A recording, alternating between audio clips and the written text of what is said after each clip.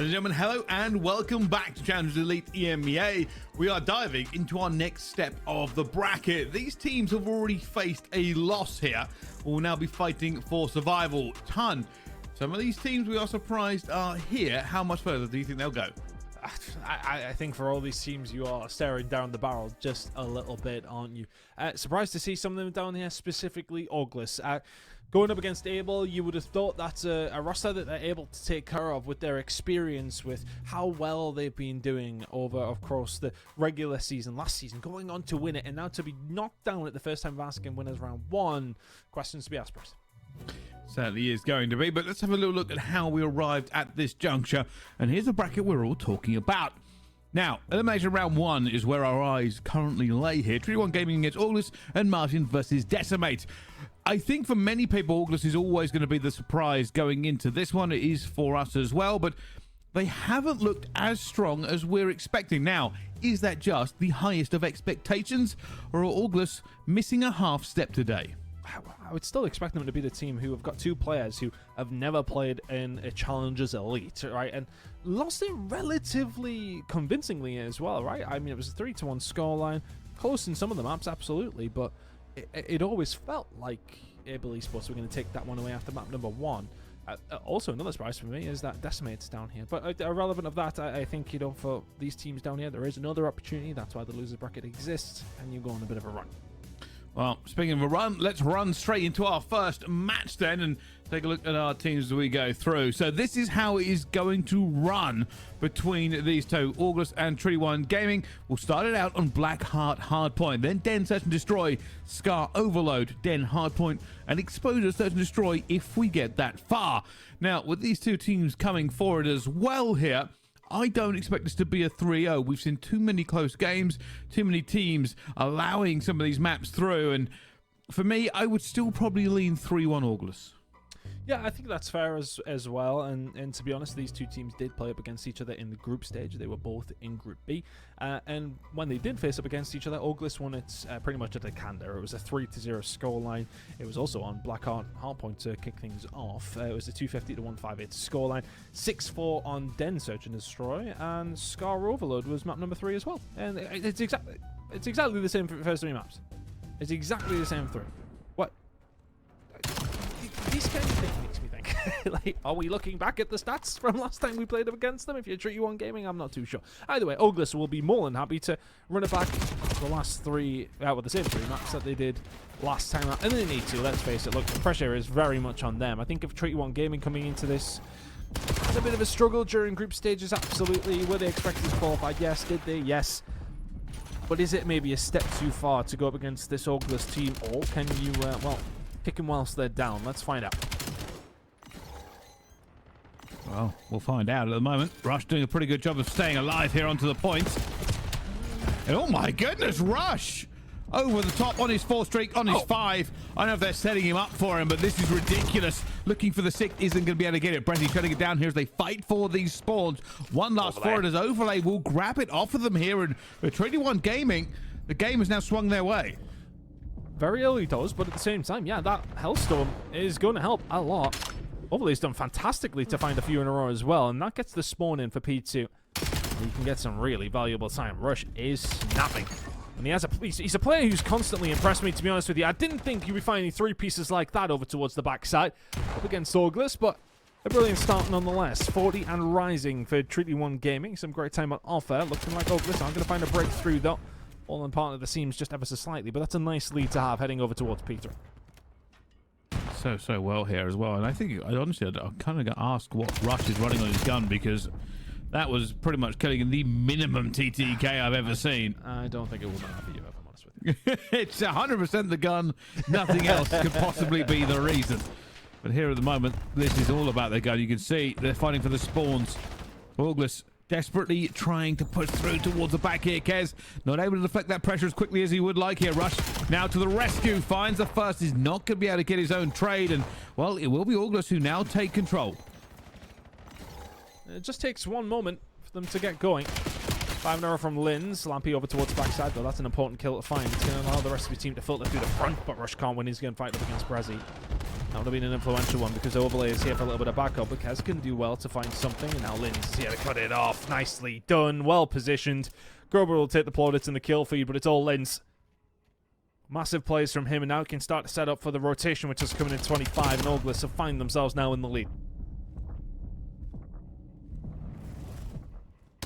Still very much balanced here, but I mean, Linz, if Linz continues to find this, it would be devastating for Treaty 1 Gaming. They do shut him down. They do enough. Cobra's like, I'll help out my teammate on the hill, even though I'm miles away here. Another push towards the back here. Brezzy's here. And this has fallen apart just a little bit for Treaty 1 Gaming. You could tell weren't quite in the position they wanted to be here. And with those kills going against him here, Rush is pulling out that ace in the pocket we saw him get so long ago. Means to an end up. You have to bring it in. You have to make use of it. And it's going to find Brezzy over towards the back side. So these spawns are going to be easier. And then Cobra with the big missile will get taken down. But can you do something with it? Looking like you can. Brezzy going to be on his own, trying to just follow them as best he can. Stagger them, if anything. Yep, that's an SMG. Never mind. The less is said, the better. Either way, Treaty 1 Gaming doing what they needed to do there. Haven't necessarily been, well, too hard. They've found 20 seconds or so over the last two hills. Finding some good time here, though, off the back of that Hellstorm. Then trying to find a way through. Looking good so far for Treaty 1 to get some more time and put themselves within contention. It may well be a tied game by the time we head over towards P5. Oh, Overlay tries to make the play here. I'll tell you something, August have really stepped up in terms of holding the spawn. 3 of them holding the angles at the back, allowing absolutely no quarter. They look to try and continue this lead, but only can get one here. It's always a bit of an awkward gunfight when you're sitting into that point. And going to try and at least give the contest knows where he's going to be as well, but Rush with some backup takes that kill away from him here, and all August can really do is try to defend their spawn. Trying their best. Doing a good job at it as well. Yeah, those 3 kills from Cobra is really going to help along the line. That's going to be 2, actually. Hellstorm in his back pocket, as mentioned. Another found Cobra. He really can light it up, can't he? 19 and 11 out of him. And he is not wanting to see his team drop out. At the first time of asking, quite literally. They're here to defend their title in EMEA Elite. And right now, they are fighting with their backs up against the wall as far as their position in the bracket goes, but they are in the lead in this hard point. Hard fought, to be honest with you, that first rotation. Treaty 1 Gaming with a fantastic start, which was the catalyst for, well, a few more points that they were able to find through the mid-game, but Oglis have chipped away. They've done what they needed to do. And themselves with a comfy little lead heading into the second rotation. Brezzy absolutely spat on by Overlay. But it matters very little of Cobra shooting like that. At the moment, it looks like it could be a bit of an acceleration. Oglis not looking to take this one easy at all. They're holding all the angles here. The problem they're going to run into is going to be the old dreaded spawns on both sides. Lampy knows he wants to stay alive here, not going to sell his life cheaply. Needs his teammates to put a bit of a pressure on before he can do anything. And you see that they're kind of stalled here. Lampy's almost not really able to get into the game until his teammates make a move. Unfortunately, what they've done there is hit the kill feed. Just feels as if Treaty 1 Gaming are heading into the meat grinder on too many occasions. A little 1-by-1. Cobra is just not missing. He's 24 and 12. Probably going to have to invest his Hellstorm at some stage because he might double up. Linz with 7 in a row. And it, honestly, I mean, what was it, 45 seconds or so that Treaty 1 Gaming got over after P2? They have 91 since. Oh, Linz, my goodness. Ridiculous play from him. He's been the catalyst for a lot of the good stuff that Oglis are doing. Him and Cobra are just having their wicked way with Treaty 1 Gaming right now. Going from bad to worse here. This is a full front hit, and realistically, August won't be prepared for it. Doesn't happen very often, but doesn't really matter here. Linz bouncing around, couple of trades going through, but it's a 2 versus 1 to the point here, and well, for August, that's an easy cleanup. Cobra shutting it down. And this at one stage, in the not so distant past, it did feel like a close game. And Oglis of when actually no, we've remembered that we did 3-0 you, and this map was one of them. Last time out, Linz 25 and 14. That 10 spree helped. Finds another transition over towards the back side. This is another rotation that's going to go Oglis's way, and the way that this hard point's playing out, it may well end here. Well, you see Linz looking for these kills out towards the back here. Just a stellar performance. And Melko cleaning it back up. They know the last player is going to be towards the back. They have the push out of the spawns as well. And, well, Kez knows his time is numbered. Still a potential win here on the clock for them. Team Trinity 1 to just 100 points. I mean, this is a smoke show at this stage. Again, bearing in mind, after 2 hills, Trinity 1 had 45, 50 points. They managed to accumulate over the next 1, 2, 3, 4, 5, 6 hills, 50 points. August have done absolutely everything they've needed to. They're all just taking turns at going on sprees. Honestly, Brezzy, I need to see some more. I need to see a little bit more because everybody else is absolutely piecing. Hailstorms are plenty. The artillery is being brought in. Lins will find overlay. The rotation is in. This one's as good as done. It's really felt that way for quite some time. Trinity 1 Gaming came out the blocks firing. Since then, I don't know if the bullets have stopped working, but Auglis have stepped it up another level. That is dominant, to say the least. Very, very much so.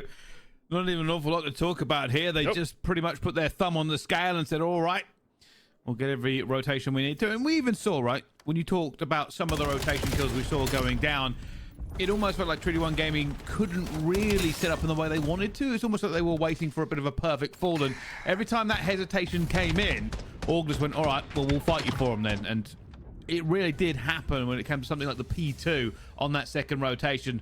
It just wasn't quite enough from Trinity 1 Gaming to slow them down at all. No, and I suppose, you know, you think of that P2 rotation that they started off really well with, and it was on the back of really good player coming in from Overlay and Co. It was Rush, actually, who went on a crazy spree at one stage. 5 spree for him, Overlay with a 6 spree. That was the catalyst. That was where they started to get things rolling. As soon as that stops happening, you stop getting points. Lin's 10 spree for him. That was ridiculous. Really did set himself alight during that moment. Jumping to the highlights, I'd imagine it's going to be a whole lot of Oglis. To be honest with you, Cobra was the one kicking off in the first half. Lin's lighting it up in the second. Melko ended on a 5 spree as well. Everybody joining the party. It's hard because, like, you can say that Trinity 1 Gaming had those setups, but just not able to hold anything. Just not winning your gunfights. Oh, I mean, it's it's part and parcel, isn't it? Just really taken apart. Yeah, it's hard to be really overly critical of them because Ogres just blew them out of the water, to be honest. I mean, what was that? I think I was just doing some maths. There was like 22 points to 130, and once that happens, it means you've messed up on multiple hills. Like, so it's always going to be a difficult one to kind of regain into it. But Blackheart Hardpoint has been written into the books here. August, a dominant start on their lower bracket run against Trinity 1 Gaming here. Will Search and Destroy be the great equalizer we know it to be? Trinity 1 Gaming are certainly hoping so. For Trinity 1, it's been a tough season. I think, you know, their first 2 games kind of set them up in that pressure cooker, if you like, when it comes down to the group. They had to go up against Oglis and then P7 for their very first 2 games. Puts them in a little bit of a tough spot, but then had to make their run. They did, through thick and thin, quite literally. They were actually somewhat fortunate. If you remember that clip that came up when they went up against Vitalize of the 1v3 and then a small dropping off the map. Again, this is not to rain on his parade by any stretch. I actually really rate him, but irrelevant of that, Trinity 1 Gaming would have been in around 11, map 5, up against a team who got knocked out. Had that went a different direction, Trinity 1 Gaming would not be here. Yeah, no, that's actually quite true as well. And I was looking through some of the stats, some of the players they put out for this one. I mean, one of the players who I think is going to be, well, we've got a bit of time here, that I'm looking forward to seeing again here is Smozilla. Same. Now, his KD was well and above like what a lot of the other people here, and he hasn't made it through into this section of the bracket. But I'd have to go back and look it up. But he was one of the top KDs through the group stages, but never made it here. Yeah, and to be honest as well, I think sometimes in some of the lower teams, I sometimes don't like to lean into the KD too much, but he passes the eye test as well, though, right? Every single time we've watched them, he really has performed well. Either way, hopefully we'll see Small and Vitalize once again, see if they can do something. But into the Search and Destroy, Prezi with 2 versus 2 in the blink of an eye here. In round number 1, over on Dent. Trinity 1 Gaming absolutely need something to come back from. A round number 1 win would go, well, some way at righting the wrongs of that previous map. Give you a little bit of momentum heading into the rest of the Search and Destroy. Oglis moving forward, though. Brezzy still alive and kicking after finding those 2 kills. You do have the bomb, though, mate. Screw it. Give him this. Yep, there it is. Oh, my word. Brezzy. I would have liked to see you just plant it, but I like that a little bit more. Well, you don't need to plant it if they're all dead. So, yeah, exactly. Brezzy went, all right, well, okay, this is an easier way to do it. I don't have to spend the time putting the bomb down, but we talk about dominant openers, and I don't know how you can argue against that one. You know that round that I said that Tricky One Gaming would like to get when it was a 2 versus 2 there? Yeah, allowing Brezzy to get an ace on the other side of things is probably not the ideal start. Well, let's see if this one goes a little bit differently. Here comes a big push. Tricky One Gaming already making it through here. Lynn's trying to find one here. Trade's already going down. Oglis have pretty much countered this. Brezzy now on 5. Cobra finds the last player, and Kez will now try and pick something off here. That's a wonderful shot from him as well, but run, Kez. They are looking for you as well, and now Kez will play pretty defensive here for the rest of this. Yeah, Tricky One just not able to hang right now. Oglis. Looking more like the roster that they typically were expecting to look like in this season. But still, you've just got to be what's in front of you, and right now they're doing that. And then some, to be honest with you. Really good performance so far from Oglis in this series, looking to bounce back. After, what was it? Going to be a really disappointing result for them in that winner's bracket. But if any team is able to make this loser's bracket run, get a little bit of momentum, it could well be these guys. 5 in a row from Brezzy, adding to his ace in round number 1. 2-0 now to Oglis.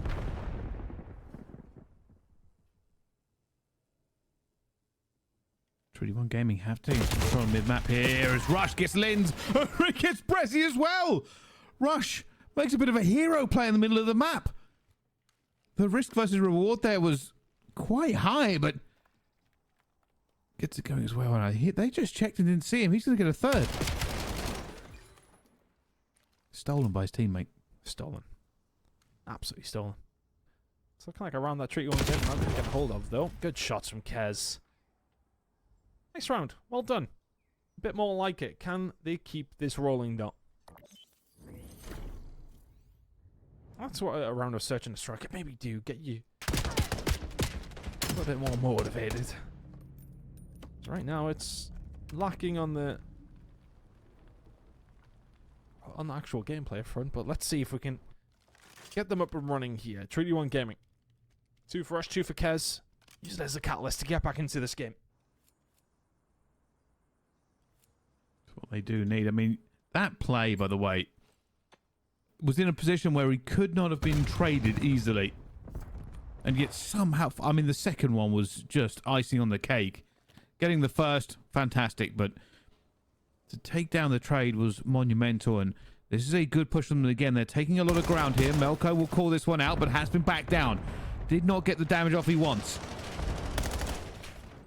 Just trying to find a way through. Lines are being drawn. Who's going to come out on top? Lynn still very, very healthy, which has allowed him to make this push. It's a brave one, to say the very least. He does have a little bit of an overwatch from Cobra. No one would rather have it. Good shots from Elko. Overlay just maybe overextends a smidge.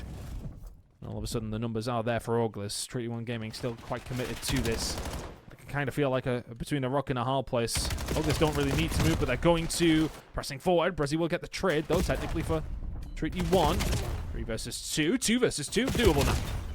Players actually, I was going to say, that was a kind of a crazy standoff between both teams. And I don't know if you caught it, Tom, but a couple of players were actually really low on ammunition going into those last few fights. I think it was Cobra and Brezzy had almost burned all the way through. If they hadn't gone down where they did, they would have been in a little bit of trouble as everybody was just throwing everything through the choke points. That first kill by Melko, that set the tone. Once Oglis got it, they were in the better position.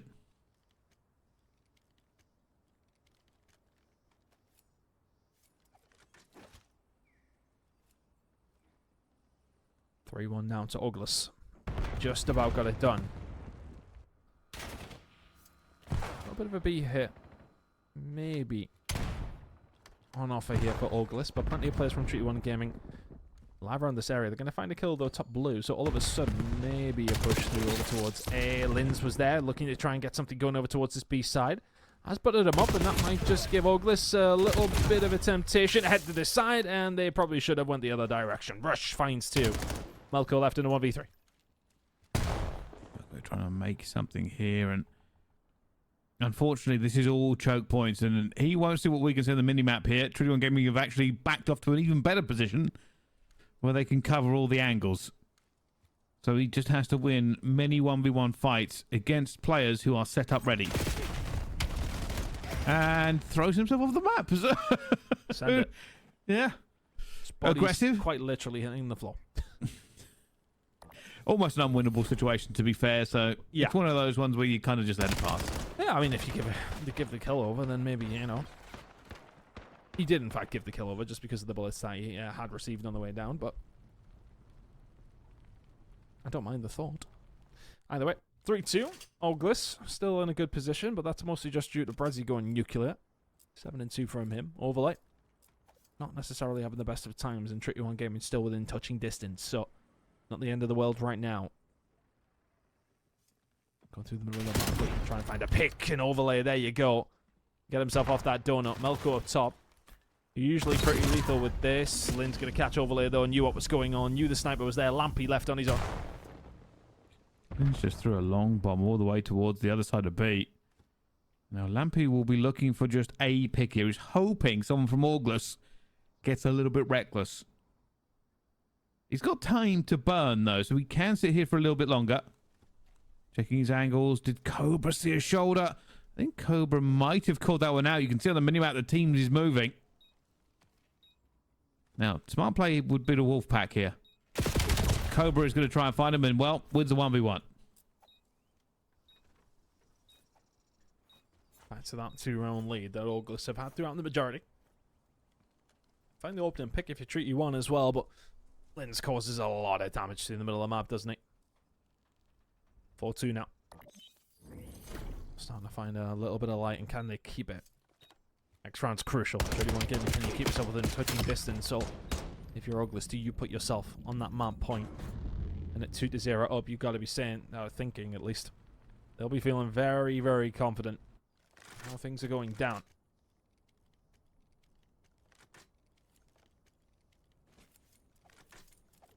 Who walks away with this one? I mean, Treaty 1 Gaming, after that hard point, they do want to strike back here, but will they be able to? You can already see Lynn's setting up for this one as well. They're trying to get through here. Lynn's actually making a very aggressive play. I don't think anyone's seen him either. If he chooses to continue with this one, he might catch somebody out of it. You can already see Treaty 1 Gaming backing up. They don't know where this pressure is coming from. Oh, and Lynn's, he's going to push forward into a whole team. That is unfortunate. He wasn't expecting that many bodies. Caught off guard. And offering something up here. The A plant is somewhat free. Treaty 1 Gaming happy to play this one passively and go for the retake now that the numbers are in their favor. I like this positioning from Melko, though. Treaty 1 are likely going to be aware of it. The setup here from Auglis is one-dimensional. Waiting for one direction to come through. Lampy with the first one to drop. Melko gets back in a cover. Oh, it's just so perfectly worked. He'll have the third as well, won't he? My God!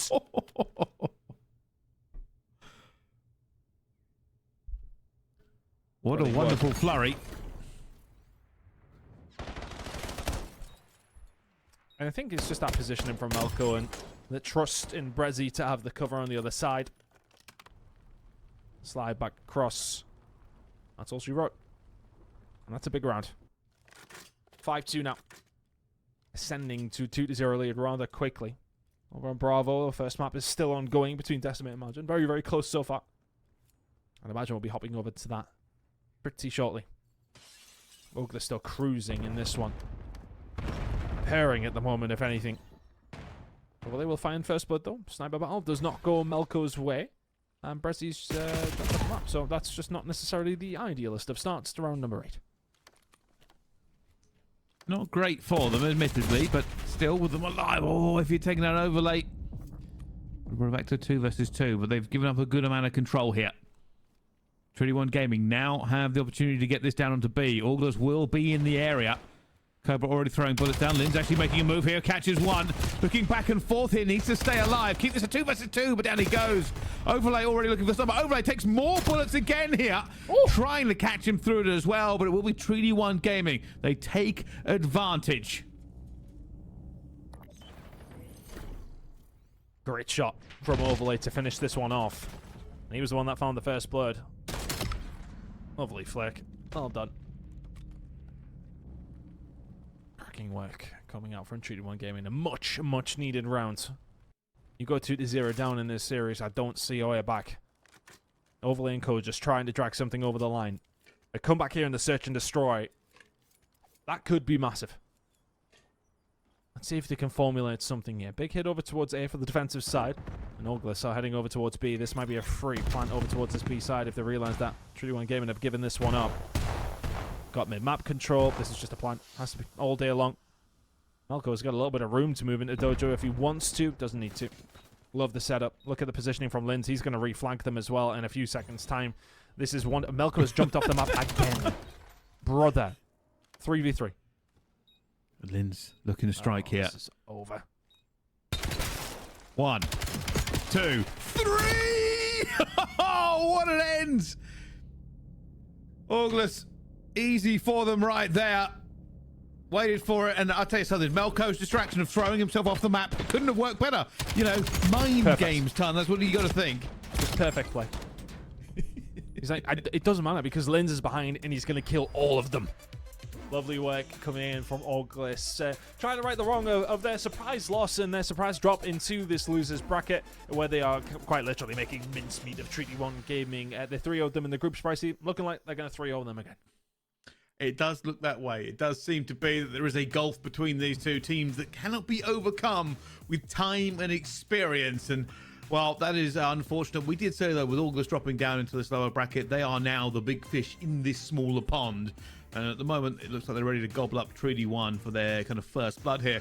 On the other side of it, though, I believe our other game has started and got underway. Our last update was that Decimate were leading narrowly over Margin.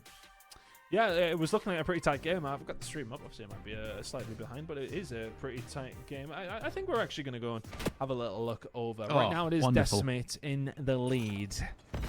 As I would kind of expect it. This is a big game. Both these two teams obviously would have went against each other previously. I'll bring the stats in a second. Percy, I'll let you talk over the game. Oh, at the moment, you can see this is still going to be tight between the two of them. Everybody just sort of dancing around the P1. Nobody really committing yet. They don't want to give away the numbers.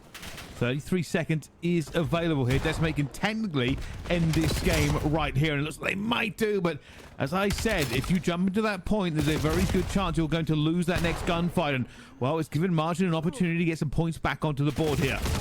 With 17 seconds left to go, Ton, it is looking like this is all about the P2 rotation. As it goes, I'm talking absolute rubbish. These two have not played each other at all.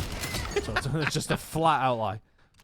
Decimate, though, looking to try and take map number 1 in. Based on how Imagine were performing in the S&D and the Overload when they went up against P7, they could do with finding this map. Nadox doing well. 10 seconds away now for Decimate. Imagine you've got to find a break. Well, they're looking for it. They're going to have to headbutt it. They're going to have to just jump in. You can already see one in for the contest. Not going to work. The second one in for the contest. Is it going to work? They're trying to stay alive. He's going for the shell with a pistol. Tries to turn and burn. It's not going to work. Kiwi flying through as well. The rest of them now piling to the point. And Henry not going to be able to do anything. Gets a consolation kill. But Decimate will win map number 1 against Margin with a 50-point lead. Trying to bounce back after a 3-0 loss to For Fun. That's a good way to start. Decent win there. 250. So around 200 for the side of Decimate. Who, honestly, it did surprise me to see them lose 3-0 to 4-4. 4-4 are a good team, don't get me wrong, but I would have thought Decimate that maybe had a little bit more about them when it did come down to that game in particular. But as it goes, they're here in the losers bracket and starting off with a win at map number 1. Wow. Exactly what they do want going through. But that game was very, very close for multiple hills of it as well. But here's the thing about Margin. I feel like their team needs a little bit more, not seasoning. They've got veterans, but, you know, Wailers has come back. They're trying to going to push their way forward here, but very significant names in that roster. But the whole at the moment doesn't seem to quite match up to it. Yeah, I don't know if it's a pacing thing or if it's just a case of them trying together, because I don't think they've been together for very long at all. They qualify back through, and yeah, have done well to do so. In the Cups, they haven't looked too hot there, but they haven't played too much together. This is probably their 6th or 7th really high-end competitive game for this squad, and they need to step it up to another level. They have made playoffs, which is absolutely a positive, but I was expecting maybe just a little bit more out of this squad. Either way, our game over on Alpha is continuing. Oglis are running this one up against Treaty 1 Gaming to the good in extremely comfortable circumstances. Scar Overload incoming. Both these two teams, as mentioned, did play up against each other in the group stage. It was both the teams' very first game of Elite Stage 2.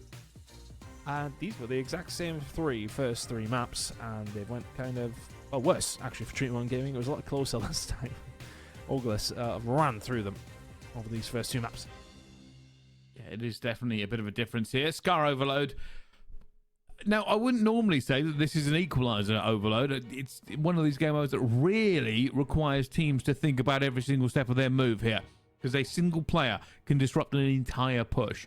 Not to mention the fact you've got relays into this, where one team could relay depending on where the next spawn of that EMP is going to be, or you could run it and then find yourself completely out of position, and all of a sudden you've been scored against. So Scar Overload has a lot of depth to it, and you'd kind of always say the team that has been performing better in terms of teamwork and slaying is going to carry this day. And well, that looks like Oglis have that in spades. An Overload, I mean, typically it has been a really good mode for them, but we seen maybe a little bit of a discrepancy on Den when they went up against Able. That was a very good game. Curious to see how map number 3 is going to go between these two. Yeah, me too as well. I believe we should be getting underway very, very shortly. I've seen the lobby also spin up for that one as well here, but Tan, I want to talk a little bit more about Oglis moving forward into this one. We have said that we have seen weaknesses in this Oglis team. Obviously, there are levels to this. And how much further do you think they can go? Do you think there is a redemption arc for them? What do you expect to see happening? Absolutely. I think that they could make it all the way to losers finals, and make it all the way potentially to finals. We know what they're about. One loss to Able doesn't necessarily make a season, right? I think, we look at the names on this roster and just expect a lot more from them. I mean, look, they won stage 1, right? That's the expectation that we're going to set them here. When it comes down to online Call of Duty this year round, the full French roster have looked fantastic when it has really come down to the nitty-gritty. When they've got to those final stages, they've made it work, and they've looked good through their group stages. They went pretty much undefeated all the way through that very first stage. So now coming into this one and dropping down into losers bracket the first time of asking is a massive, massive surprise. I don't know if that the result in Dallas hit them in a certain kind of way. Has it demotivated them? Or is there a problem within the squad? Something not quite working. Tell you what though, we're working against Treaty 1 Gaming, no problem whatsoever here in their first losers bracket game. We're going to try and turn this one around very, very quickly, Bruce. Oh, let's find out. A moment, good kills going down here for Oglis. They're going to look to make a bit of a move. This might be a good position for them, but nobody has the EMP. Look at this one coming in from Kez. He has went quite literally around their houses. Trying to set something up though. You need to trust your teammates are going to find the kills, and right now they're being farmed. Kez will find one to slow things down. They're going to probably have to hunt him down. He will have Overwatch 2 out in the middle of the map. And yeah, in fairness, Kez is caused enough of a distraction that Oglis have had to give him a little bit of map control. Brezzy, he was the one that didn't, and he is the one that has been dealt with. So, reset through the middle of the map. Don't mind that play from Kez whatsoever. Wow.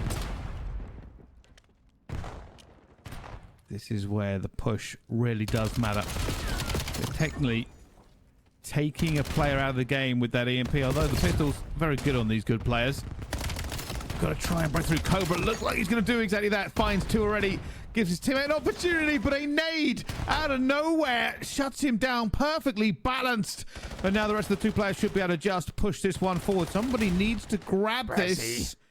Grab it. Is that going to reset? Oh, he got it before it reset. It's still alive. It's still ongoing. Everybody just piling into this area, trying to get it. Cobra now grabs it, slides it another millimeter closer.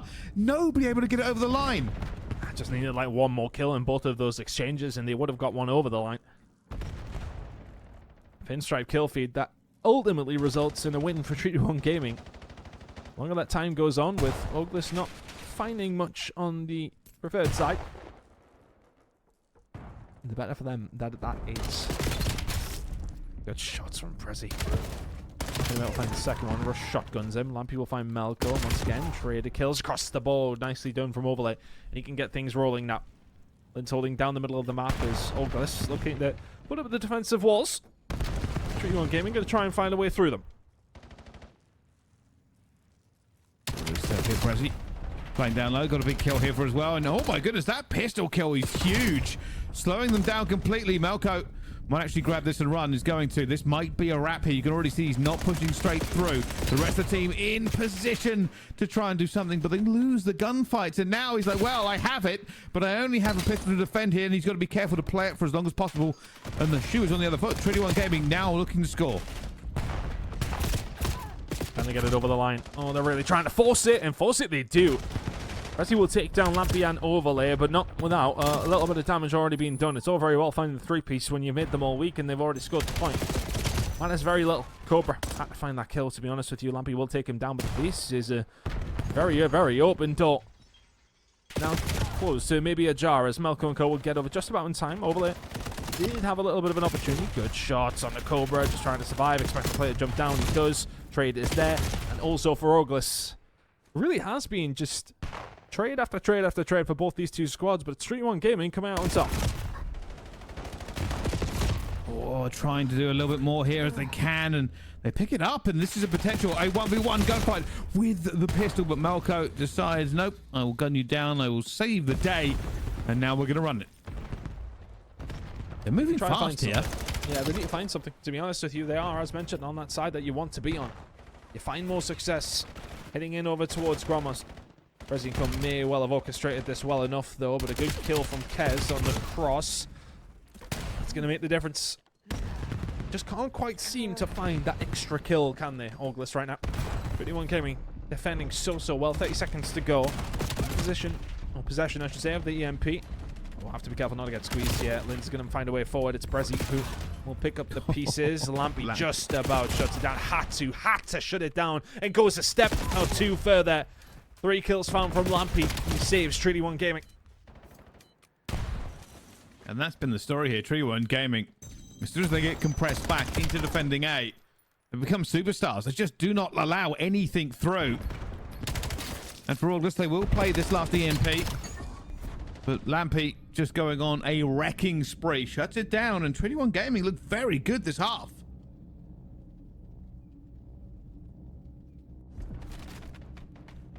Really good performance. Coming up with clutch moments like this from Lampy. All of his team dead. EMP carrier down. Really pushing through mid. Yeah, we'll line you up as well. Cobra and Lynn's both dealt with. Important kills coming through, because I think if he goes down, more than likely a point lands. 1-0 though to Treaty 1 Gaming. They will take that all day long. Oglis now having to do it the hard way.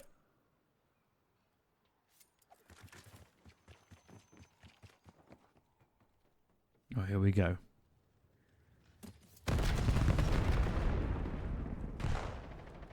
Lampy, we're going to see one here as well, and that's 2 down straight away. Lynn's brings it back, so they can't run the EMP quite yet here, but Rush is in a good position. We'll look to pick a couple of players off in this area, and if he does so, his teammates might get an opportunity to move. Already, EMP is going to be scooped. It is now going to be moving here, but Cobra shuts it down before too much damage can be done. Yes.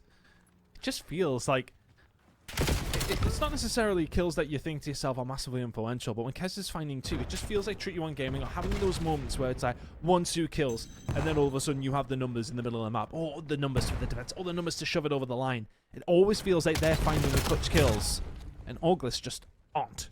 I mean, they're putting up numbers, they're all pretty much going even, but you need somebody to step it up. Lampy finds one. I mean, that's been scooped here, and if he can get away, it's never felt fully locked in. There's just no setup. It feels like they're a team who are 2-0 up, but bodied Treaty 1 game in the last 2 maps. And I just try and outslay and outpush them and just say, okay, well, we've got a couple of kills, let's go for it. There's no setup. Doesn't really feel like anybody's really thinking about what they're doing here on the August side, and they still find themselves 1-0 down, and if Cobra doesn't find this 1v1, it's about to be 2. Yep, there it is. Treaty 1 Gaming doing a great job. Well formulated at all times. Really impressive performance through this overload. Absolutely destroying here. And they're going to look to relay this. You can already see they're trying to get into position for it as well here. August floundering a bit. Yes, he's going to go down. Brezi's out into this position here, but for the rest of Treaty 1 Gaming, they're just continuing to push the tempo here. They don't really need to take the EMP again. Obviously, a score would be fantastic, but playing TDM in the enemy team spawn is just as effective for the win. Shots from Overlay. 5 straight for him. Is it going to result in the cap? Not quite. Brezzy, he's done well to shut it down, and Linz is there for the trade. But again, that's all it's really been. Yeah, Brezzy's sitting at 24 and 20, but being ever so slightly outslayed, but it just feels like those extra kills that are coming through from Treaty 1, they're performing when they need to. 2.5 minutes to turn this one around, and there still is very much time to get something going, but look where they are. They're stuck, EMP in hand. To find a way out, and well, there you go. That's a bit more like it. Linz will find 2, and you can break it wide open. Now you can start to advance. Do that again. Maybe 1 or 2 more times with Lampy. Position himself well, even if he doesn't find the kill. Done a lot of damage. It's really slowed them down. There's 4 dead. An opportunity to maybe seal the deal here with a 3rd. At the moment, this is Treaty 1 Gaming's to lose. It's becoming close to that time where Treaty 1 Gaming can play park the bus. So far, they haven't had to. They have dominated mid-map control. They've dominated August's spawn control. August, really at any point, apart from that very first flurry they had in the first half, that is now a distant memory. Cobra needs to find something. They've got several kills down here, but they need to convert it. They absolutely need to right now. And again, they throw up the walls, they dig the trenches, and the shots are crispy. Overlay's had a really, really good game. Something at 30 and 22. He's doing everything they can to hold it down. 1:10 to go. There is still an opportunity here for Oglus, bearing in mind that we probably will have an extra 30 seconds added to the clock. So I love this. They're just sitting deep, and look at the movement from Lampy. He'll say, thank you very much. There's 1. If he could have even dipped out of that, it would have been fantastic, but he's just slowing them down. Treaty 1 Gaming don't need to do anything special to win this map. So far, so good. I mean, this has just been Treaty 1 Gaming getting a couple of scores in and then just trading. August cannot really stamp their authority on this like they did the first 2 maps. And while it's maybe calling it a second too soon, this one has felt over for some time.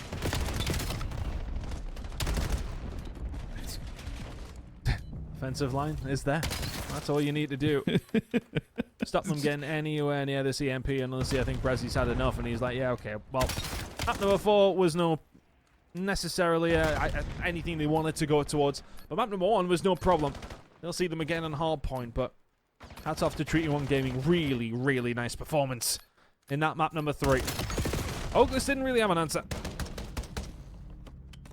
No answer. There was none. It didn't even really feel that good for them. They had an opportunity to score in that first half, but other than that, never got a wave of kills. Never felt like they were in the advantageous position moving the EMP. And you could tell that Treaty 1 Gaming had a game plan when they were just running forward without the EMP to fight in the spawn of August. And when a team is that confident to do that against you, they're not even worrying about another score, you know you are in trouble. He just disrupted really, really well throughout, to be honest with you. You see, there were plenty of kills found in the middle of the map. They would find 2, just slow August down on every single occasion. I think it's kind of the non-traded kills that you see from Overlay. Kez, before he only put up 11. On multiple occasions, we've seen him just distracting.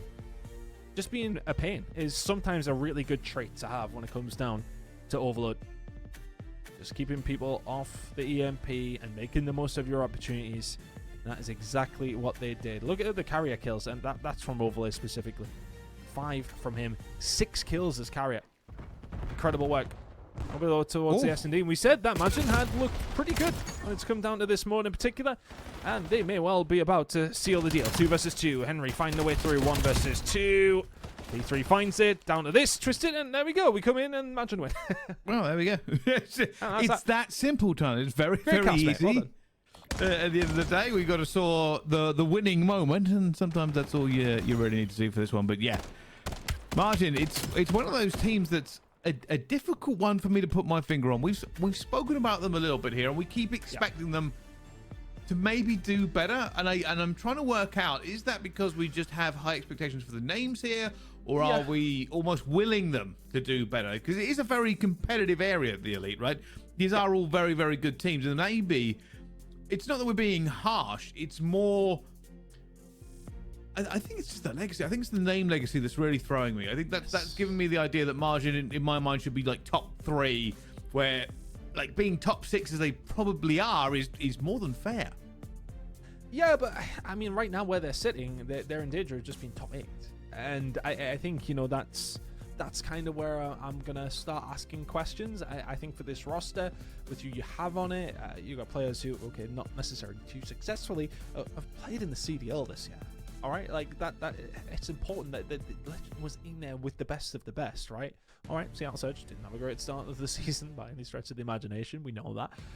But at the same time, you know, like the trust has been put in him to come over to Europe and play with a well-storied team, to be honest with you. You look at Whalers, who for hibernation look fairly solid, but they kind of look like where they were, which is not necessarily too great. And then you look at a team like Able, who've got a couple of players who are on that hibernation roster, now doing great. Like, I feel like the replacements aren't really stepping up to the table with how we thought they would.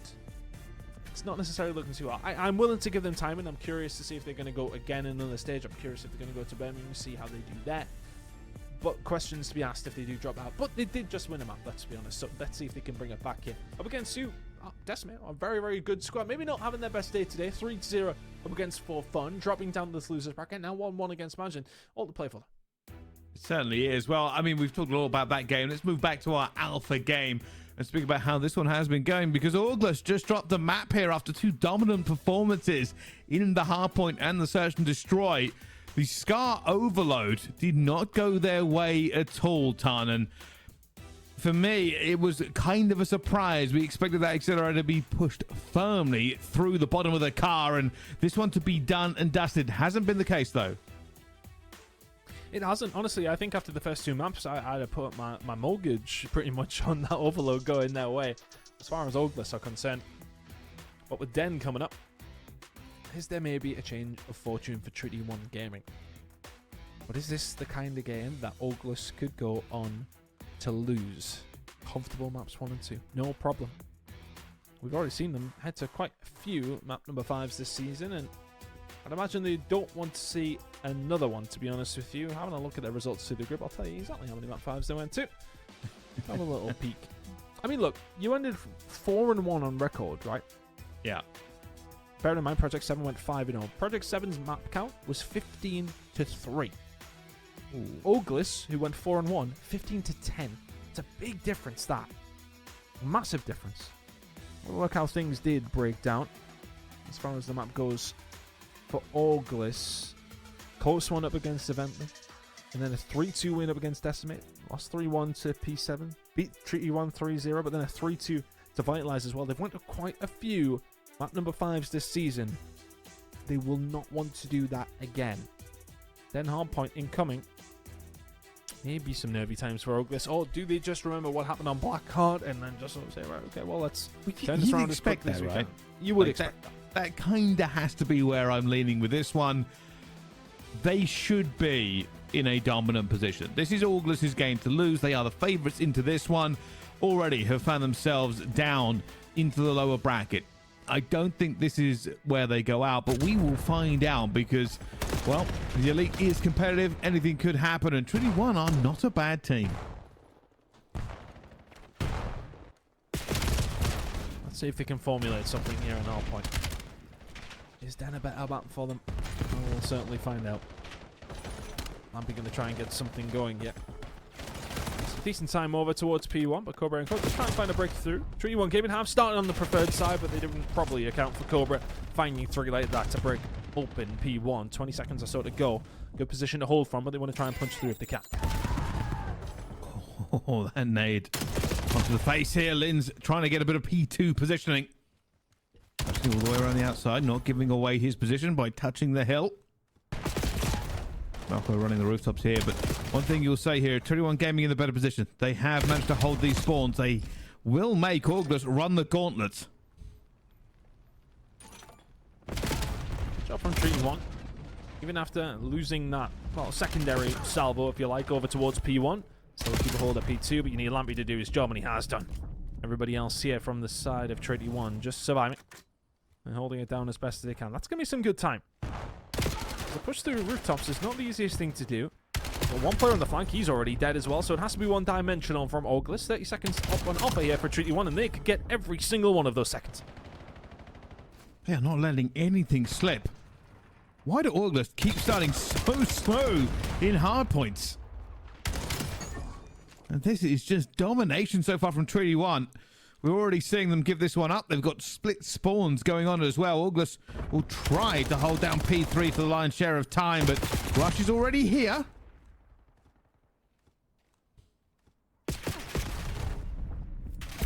Let's see, August just trying to get rid of Lampy as quickly as they can. Eventually do deal with him. But a lot of damage done by Treaty 1 Gaming over towards P2, but I feel as if I've said that before. Much better starter, though, of course, than we've seen on the Blackheart side of things, but none of that. Let's see if they can keep it up. That was the problem in map number 1. Is that going to be the problem here if Lins can light them up? Not quite. Rush will find a way through, and the final kill does fall their way. Alconco will be here rather quickly through the middle of the map, but nice hold from Treaty 1 Gaming to get them out and getting some time on the board themselves. Cobra putting some damage down, but I need to do a little bit more. Just they line up for him, looking for the third. Never stop shooting, never stop spraying. And the fourth is a bullet too far, but teammates for the win. And they're now going to push through very, very aggressively here. Treaty 1 Gaming do have the better position. They are blocking spawns, not quite. It looks like they are going to have their teammate Kez spawn out. Fortunately, he'll be able to run the rooftops. Tell them that is clear, so they don't have to split their fire. Good shots coming in from Lampy. Needing to hold this down. So August have closed that gap. Let's see if they can keep this up, though. Lampy doing really well over towards the Dojo's side. Good shots from Kez, not quite good enough. Cobra punishes him big time. And now all of a sudden, oh, that could be bad news. Overlay gonna have to try and hold this down, but that's a kill feed that looks very, very clean if you're an Ogless fan. That's just such an easy break to find. And once the first one falls, they fall like dominoes. 29 seconds or so remaining here for Ogless. They'll pretty much take the lead if they can hold this down. Oh, it's just so many players at the door here, all piling through, but Brezzy picking up 4. And this is a good position for them again. Of course, it does all go square here. Already August trying to put a bit of pressure out towards this middle of the map here as everybody just fires through every heady that they've got. Lin's actually losing that fight against Overlay, even knowing where he was. Yeah, Treaty 1 Gaming in a much better spot here. P1 Simon offer, P2 still being locked down. 2 players being sent over towards rooftops. Kez is dispatched Brezzy. Don't know if they would have had an angle on Malco to see him through the shades, but either way, the kills will come through here for August. They will get a little bit of control. They'll always try to. Lampy, I can't land the shots. And now Rush has to do it all. You can find one. And he found a second. Brilliant work to take down Cobra. Will momentarily get August off the point. Going to do a bit of work here. You can see everybody trying to pile in and gain something here from this mid here. Cobra going to the very familiar cut, but gets found by Kez. Trade still flowing from both sides as they look to try to gain the upper hand. But I'll tell you something, 21 Gaming have done a very good job 2 times in a row to not only get good time on P1, but hold that rotation to P2. Did this on the first rotation of Hills as well, and carbon copy. I want to say August maybe got a little bit more time than they did on the first initial side of things, but the August are struggling to break over towards P2, so they're going to have a different role at this one. You can see them now pushing over from the Dojo side of the map, trying to find a way through, but Treaty 1 Gaming were set up for that. Kill over towards the backside onto Overlay, though, is going to open up a door that really Treaty 1 Gaming want to shut. Lampy's going to have to go massive inside of the point. He's got Rush alongside of him. Rush has found 2. Lampy will fall. Melko We'll follow it up with a kill onto Rush as well. That's a nice break from August. Very well orchestrated. He's going through. Could be a problem here as Kez finds his second, and Brezzy was like, I needed a bit of backup. Melko finds him though. Jumps straight back in. Knows what player's going to be here. Technically, the spawns are a little bit better here for August. They should be able to reinforce, and well, Lin's finding 2 there. Should certainly help them out as well, but time is ticking. Linz will get caught from the corner. As everybody looks for this rotation again here. Rush already ready for what he thought was going to be a push out towards Dojo. Pushing through. Can you do anything with your Brezzy? Oh, those second shots need to land. Treaty 1 Gaming, I tell you what. They want to send us to this map number 5. I would have bet my life on this ending in map 3 after what we've seen in the first 2 maps. But as it goes, Treaty 1 Gaming have got some stones. And they're just about holding it down up against the current EMEA champions, who are in danger of heading to a map number 5 where they could be double-rounded in the playoff bracket. Kez will find a couple. He's done extremely well to do so. Melko on the flank, though. Can he find much? Not a great deal. Has got the spawns for his team, but 25 seconds on offer here. Treaty 1 Gamer will take this all day long. You can see, I mean, Bredzy's going to find 2 here. He tries to open up this hard point to get a couple of points back here. Now, one of the differences is going to be that Treaty 1 Gaming will not have this rotation this time. Melko is waiting for them. They are sending more bodies over here. Of course, there'll be a man down while that last player soaks up the points, but Melko finds anything, finds 1, almost finds a second, but gets traded out, and somehow August are here first, lose the rotation again. This is screaming map 5. Can't believe that's where we're potentially heading. August have just not had an answer these last 2 maps. Map number 1 and 2, they couldn't miss. Now all of a sudden they're really struggling just to keep pace with Kez and Rush 25 and 18, 25 and 19. It's a 5 spree for Rush. If he can combine this into a streak, all of a sudden a Hellstorm heading over towards P1, you might as well get that under lock and key. August trying their best to find a way back through, but it stinks of desperation with a hit over towards the back. Lampy will find 2, and that's potentially another 15 seconds heading Treaty 1's way. Oh, Rush absolutely drilling these players. This is revenge. Absolutely and completely. You couldn't have convinced me that these last 2 maps would go like this at all. August have been looked like they are outclassed after really dominating the first 2 maps. I'm in disbelief, to be honest with you. I'd half kind of switched off to the game and just presumed it was done when we headed into the overload. Nice little turnaround. I was thinking to myself, yeah, August will probably just win it, yeah. No problem. These overload games happen. They've came in kind of with the same pace in the sense that they're just not finding these multi-kills that you need to get something over the line. Look at that kill feed. Trade. Brezzy, eventually. Yeah, okay, we'll find 2. And Rush will trade 1 back. And they cannot escape just trading and having 1v1 gunfights on the point. And are they just throwing bodies in there? Are they formulating anything? I'm not too sure. And whatever they're doing is suiting Treaty 1 Gaming down to the absolute ground. Lampy cannot find the second, or the third, I should say. But the transition over towards 2 is looking good. Still a 90-point lead for the side of Treaty 1. And Rush is definitely going to get at least 1 here. He's going to get a second as well. Oh my god. Rush calls game basically with that one. A spawn out for August. They are not close. It is not fun. They will now have to run into a hard break to make this one come back here. And they are not finding the trades. They are not finding the joy. They will find a map 5 eagerly awaiting for them. As Treaty 1 Gaming have flipped the script. Oh my word. And have put August to the sword. You could not have presented anything less likely after those first 2 maps to me. Honestly, you could have brought a PowerPoint, a full presentation of how they're going to bring this one back, and I would have said, you don't know what you're talking about. There's absolutely no way. How on earth have Treaty 1 turned this one around from where it was? That map number 1 was an absolute battering. Map number 2, comfortable as you like. August, the team who won here in stage 1 in EMEA, have been pipped to a map number 5 now against a team who they'd won 5 maps in a row against. Over the group stages, now into playoffs. Bewildering. Our current champions are one map away from being double first rounded.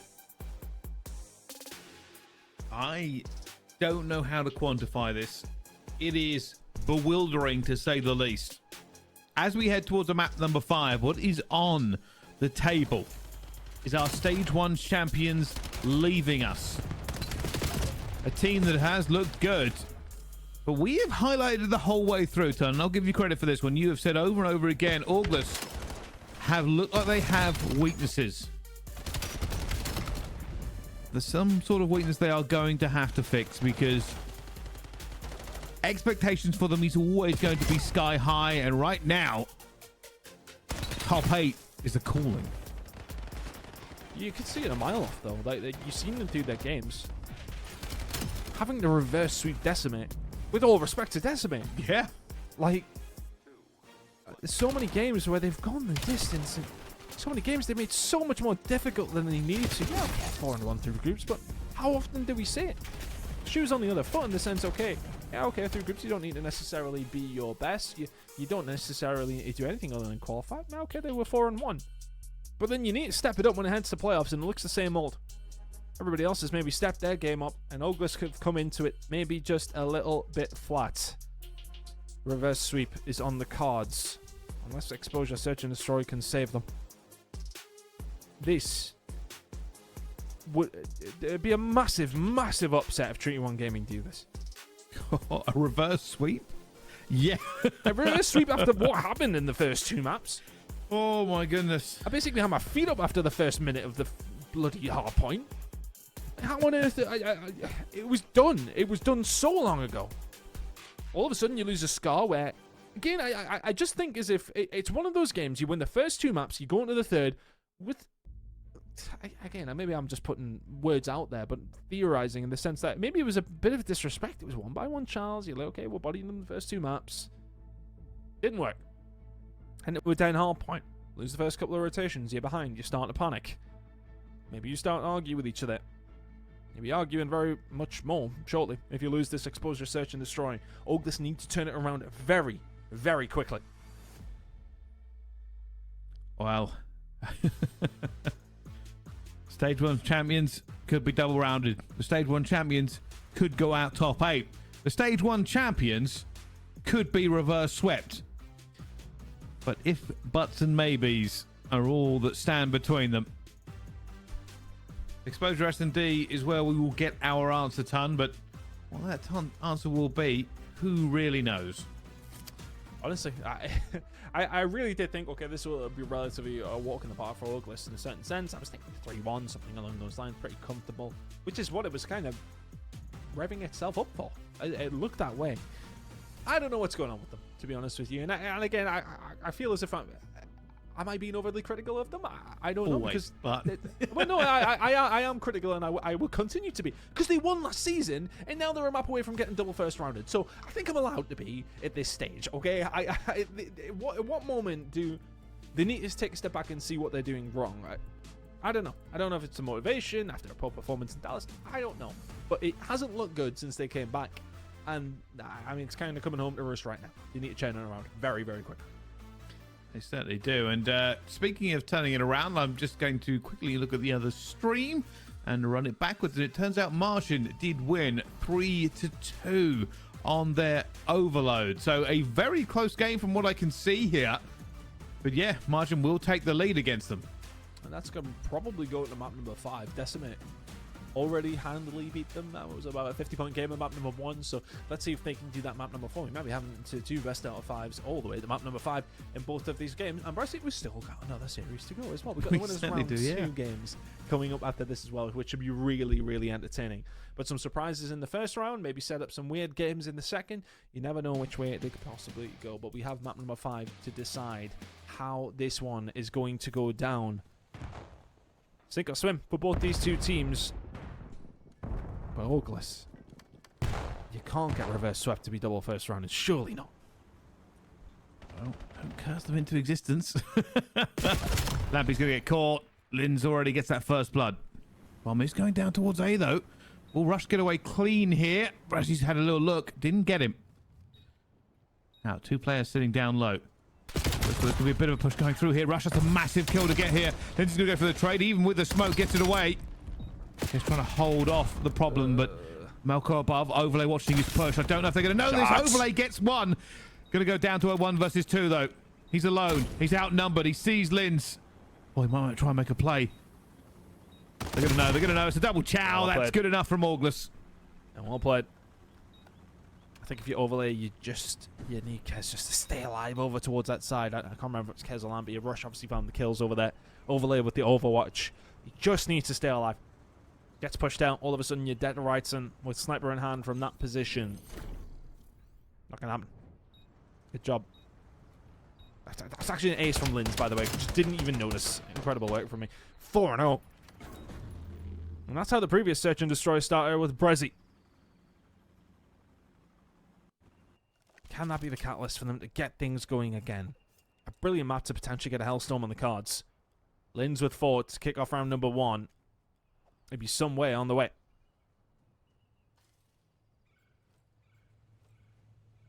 Couple of nades going over the top. Shouldn't catch anybody quite yet. Big map control here from Rush. Going down here. Kez not able to draw Cobra. Will be Rush who gets the trade against him as well. Rush finds a second. Advantage Trinity 1. Got the numbers. Taking down Linz was important as well. If you could have got things going, then all of a sudden it does make your life a little bit more difficult. And that could as well. With Brezzy finding kills, the trade should be there and absolutely is. GD1 Gaming answer back quickly if they needed to.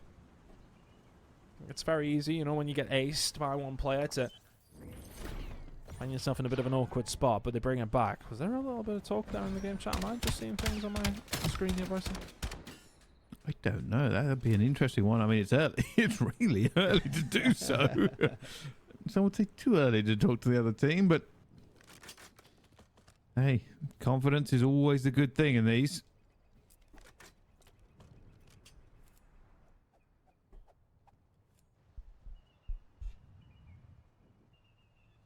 Here we go. Can August find something? Once again, on the defensive side. Being defensive on heavy so far, that is a very tagged up Rush. Oh, he's just alive.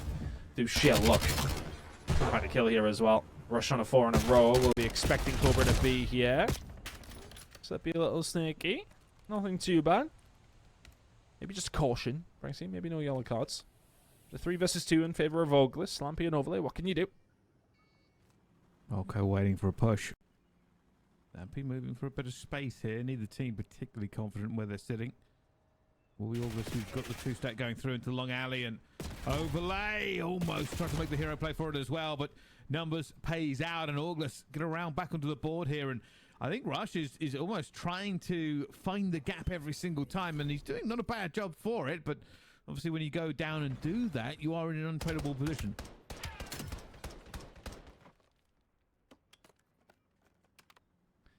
Trying to be the tip of the spear, isn't he?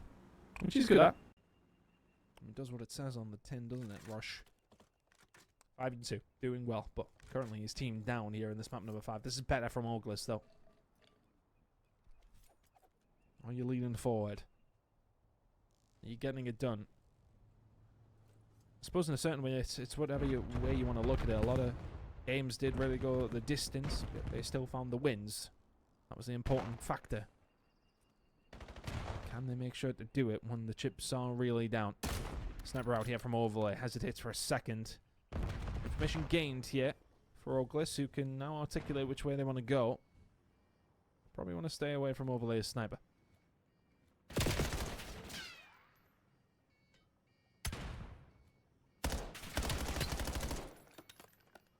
Shots from Kez. Backs them down. But not enough. Brezzy will start to get this one down. I think he'll be a little bit weak off the nade. Stone will come out to try and cover, and he does so. 4v4 still, but the bomb is down. That big flank will take a while to arrive. Going the distance here. This time is burning. Linz knows where one is going to be. A little bit of pressure now being squeezed through. Melko, that's a massive kill on the Kez to cut down an angle. Rush is now a mile away, Ton, and this time is really, really against them. Lampy now has to rush into it. It's a 2 versus 4. They have found nothing with a slow and steady approach. Trying to find a play around the flank with 2 of them, but as soon as that folds, Oglis can push through. They can hold down. They just need to do what they need to do, and yeah, it's tough because you send on the flank to try and formulate something because it took so long, though. I think Oglis are immediately like, okay, well, where are they? And probably on the flank. You find one over towards that side. And that's the catalyst for another round over towards Oglis. Clean ones at that. Much more like it from them. I'd be disappointed to even be here, but I don't think they'll care one little bit as long as they go through. They won't be playing until next week, so they get to reset and go again. They aren't making it easy, but still, 3-1 ups. Looking good. They can find this next round. That gives them a lot of breathing room.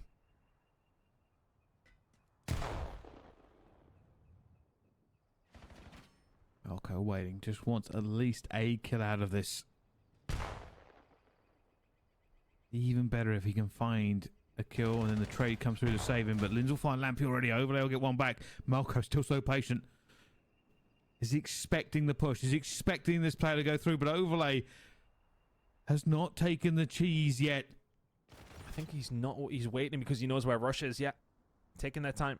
They're just not going to expect melt location. Get at least one. Oh my word, the timing. The timing is brutal. As soon as he moves, player comes around the corner, dead to rights, 3-2. 3-1 gaming, get one back. Oh, Malco, when he watches this back, he'll just be so upset. So many players within touching distance. Timing just ever so wrong for him. And it can feel like that. I mean, obviously, you can only kind of see what you can see. We had the advantage of the mini-map. Good position. It just never worked out for that. Nobody was falling into the bait.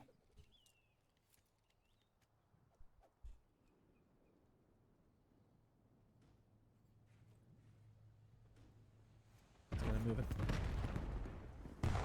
Let's see if Treaty 1 can get something going. Lampy not having the best of times. Overlay will be dealt with very, very quickly. This is very decisive from August. And look at Brezzy moving at 5 million miles an hour. Another kill should be falling his way. Good shots. Kez nearly turned it around. Lampy dead to rights as well. Lovely round from August. Straight through the middle of the map like a scythe. And all of a sudden, Rush is now left in a 1 versus 4. Could make it a 1 versus 3, but you would like to think this round's done. Rush is very good. But is he 1 versus 4 good? Second kill would have been big. He ain't finding the third.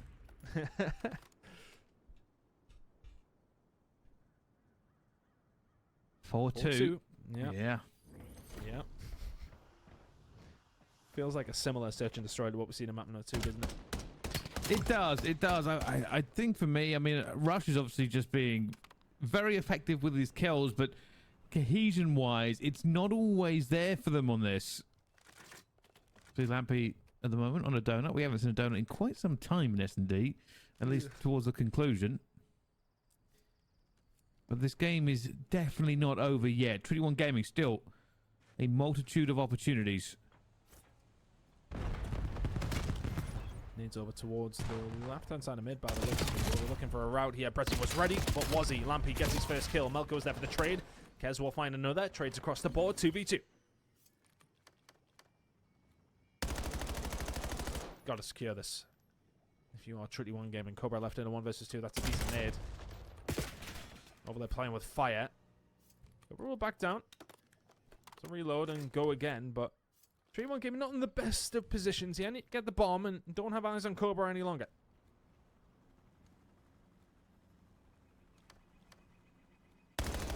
Cobra's been seen. Maybe a full flank down bottom here. Yeah, full reposition. Treaty 1 Gaming have called this correctly. They knew he would attempt to get out of here. Still, though, the fact that he's still alive gives him an opportunity. Not if Kez slams him like that, though. Treaty 1 Gaming get one back. 4-3. Next round's massive.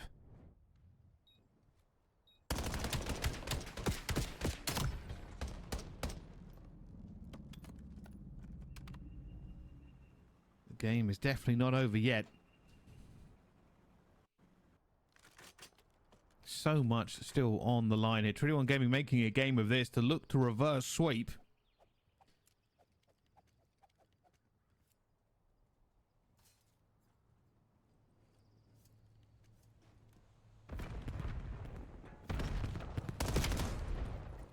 Shots on Brezzy, just finding some info. Overlay, pretty much trading the exact same bullets.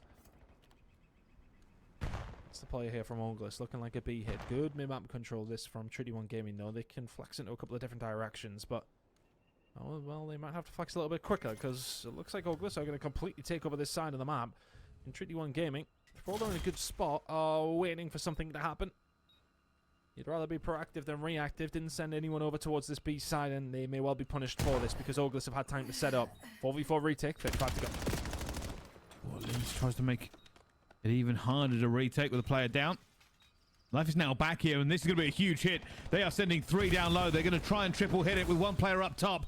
Here comes everybody. There's a smoke up top as well. This is going to be chaos. Smokes everywhere. Everybody diving about. Linz firing into the smoke. Smoke gets a shot punch. He's going to do it again. Linz! That's ridiculous. Shot punching died in Black Ops 3.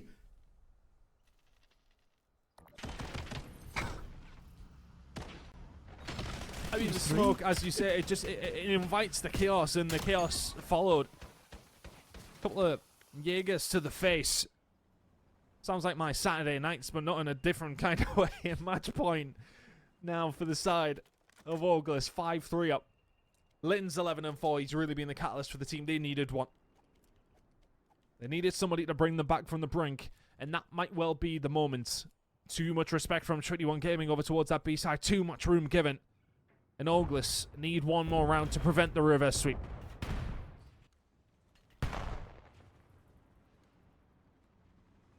Here goes the push down low here. Rush will have it. Look at this stack. Oglis have pulled one out the playbook.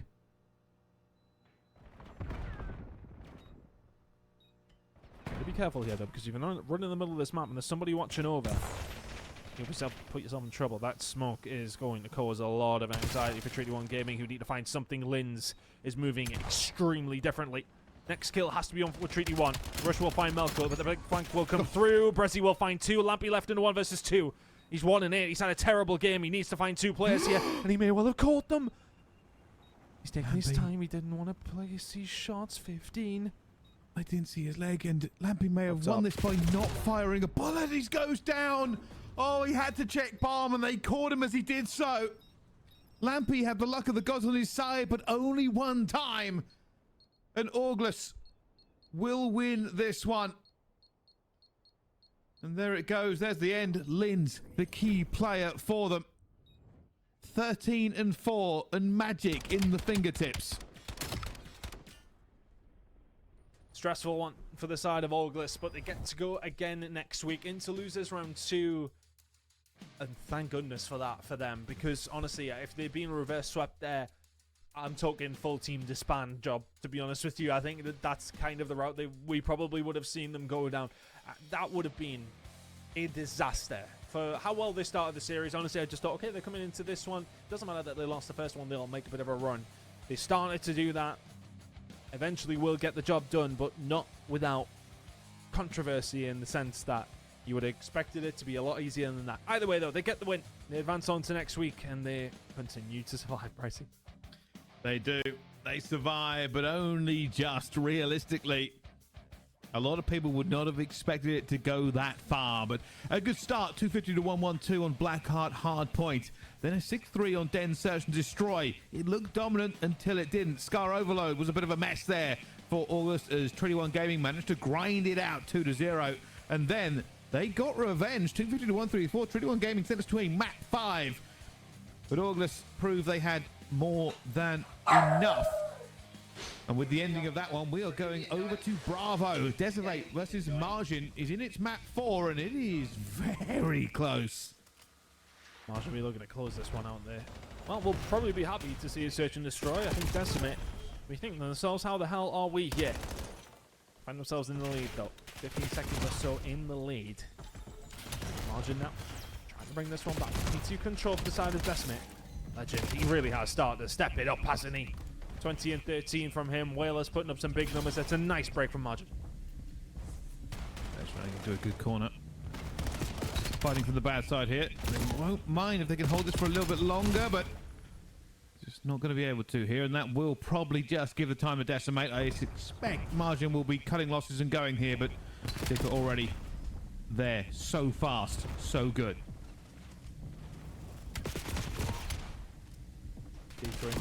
Trying to string something together, but again, Henry, who's impressive when we've seen him beforehand. He's about to land a third, not quite Kiwi. Good shots. Imagine here with numbers. Legend getting caught out, a bit of bad timing. Thought he had the cover. Whalers not looking in the right direction. Putting some damage down throughout the middle. Nice trades coming through. Whalers, can he find it? Not quite. Depper with 2. Legend round the back though. Spawn's not looking favourable, but they will find a way back in, we'll imagine. 40 seconds to play for.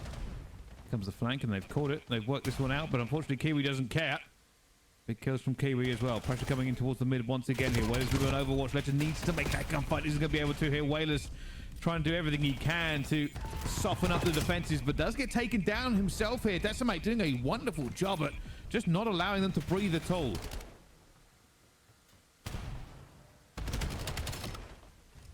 Good job from Nox. Streak up. Whalers. Trying to get rid of 1. There's no way he's won the second. Rollet's not going to break into the hill here for Margin for the final 10 or so seconds. It's going to give them a little bit of room to make their move. What is it? Spawn's not in their favour, but Henry's found a big kill. The second one going to be difficult. He gets it anyway. Depper caught with his pants down, and now the Spawns will belong to the side of Margin. 20-point lead or so for Decimate. Inside of the point, finding the kills as well. Twisted, need to find more. Spawns are not going to be there any longer, and this route that they took, the time they took to get those Spawns, it's going to matter for very little. 20 seconds uncontested for Decimate and 40 more to play for. There they go. Bit of a front headbutt as well, but D3 says, all right, well, line them up for me. Take every single one I can. And well, Legend will get that trade here. They are just losing second after second. 26 seconds to play for here. They really want to get back into this point and try to contest at the very least. Legend almost allowed to kind of pirouette through that one. A little bit easier than I was expecting. Big fights coming through. Margin will atone for their mistakes to a certain degree. When you commit to those spawns, when you spend so much time making sure you get a hold of it, you need to also make sure that you make the most of them. Nadux now starting to fry throughout the middle of the map, and the P1, P2 spawns looking good here for Decimate, who are down a man. How long has that been a thing? Am I just not looking at the scoreboard? Either way, they're doing fine. This is going to be one of those ones where Decimate will feel aggrieved. I mean, they're doing okay. Keep on rolling. Yeah, I mean, that's what you got to do. Yeah, the player back in. We can see right now, I mean, that man disadvantage could be a bit of an issue, but at the moment they're still in the lead. It's going to be about 17 seconds for Margin to try and make up here on this P1. Decimate just not in a good position for this P2 either. Hoping for a miracle, hoping for a spawn in. Yeah, and this is to keep themselves in the tournament and the losers bracket. You hate to see it go down this way, but Margin now have a massive advantage, but Depper's just said, okay, here we go, and Nanox is back. So they've kept it to a relatively decent spot. And just remember, they benefited from something like this. When I believe they went up against Treaty 1 Gaming. Yeah, there was another player, I think it was Kez who'd spawned out. But now can they make the most of it with Nanox back into the game? Margin have done what they needed to do, though. They've got the positioning for P2, and there's 37 seconds on offer. Game's not done. Decimate will be looking to try and flip this. They want back into P2 here. It's too much time to give away at this stage. Nanox finds his first kill since the reconnect. Now he's going to try and play for a bit of the back spawn here, try to keep them on the back foot. Finds a second, has to reload in the face of Henry, who cuts him down. More pressure out towards the front, though. Depper in. Depper looking for Twisted. Twisted back and forth. It's not going to be enough. Nobody. This is just a dance floor now around this bar. Nobody really coming away with a good advantage onto it as everybody over to P3. And it's going to be Decimate here. D3, the first one in. Finds a big kill on the Legend throughout the middle of the map, and now can set himself up. Doesn't need to overcommit to this. Look at the play that's going on from Henry. It's a hell of a nade from Whalers. And now the push will start to come through. Can Margin find a way? Legend will find more. Nadax and Kiwi trading back, but Legend finds a second. Doesn't find the third. spawns are going to be there for the next hill for Margin. If they need them in 40 seconds time, both teams can win it here. Problem is, for Margin, while they have the spawns, they have to touch it. At the moment, I believe it is winnable for Decimate on this point. Here comes the stack. Here it comes. Twitchador takes down a big kill as well. With that flank going through, they're going to get into this one now. They're going to try and win it. Unfortunately, Alex and Kiwi go to work. They're not allowing this to go easy. Kiwi gets another. Wailers finds himself under pressure. He's going to go down as well. And now, everybody believes we are definitely going to the next one. And that is a spawn out. That is a spawn out ton.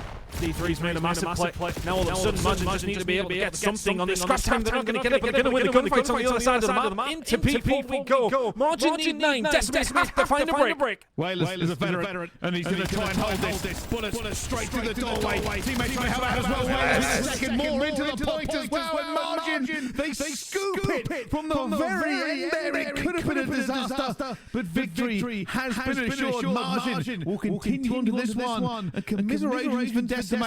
They had a player down for a hill, and that might have been enough to sink the ship. Oh, it's a tough one. It's not anybody's fault. On the other side of things, is it? You gotta play out, and that's the rules. Margin get it done. And that's a nice win for them. Irrelevant fact, obviously, we've seen over the last couple of hills that we're down now. Naxu is such an influential player for them. But Margin have already won those 2 maps. They put themselves in that position for that map number 4. They get the job done. And we'll see them next week. Well, we'll take a look at our bracket here. It has been populated a little bit more as we run through. As you can see, our elimination round 1 was definitely no clean games intended. Margin will move forward, and so will Auglers. They'll be sitting in elimination round 2, and that is coming next week. For today, though, Winners round 2 beckons. Rock Esports and Able Esports will be throwing down, as well as Project 7 and For Fun EU. Great job from the teams to secure their spot into next week, but we still have other games to go. Yes, I'm going to have to take a moment to be honest with you. That Auglers game was crazy. C1 bring that one back, but Auglers to survive. We certainly do. So we're going to get those ready for you and go to a quick break. We'll be right back to this.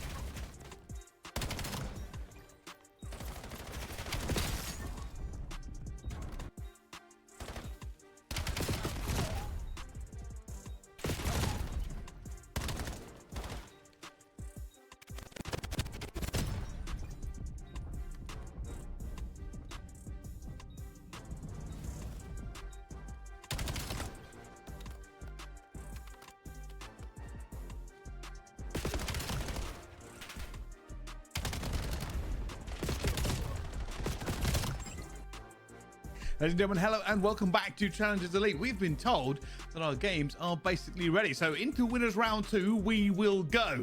And these should be exceptional. A couple of teams with flawless records so far. I wonder if that will continue, Tan.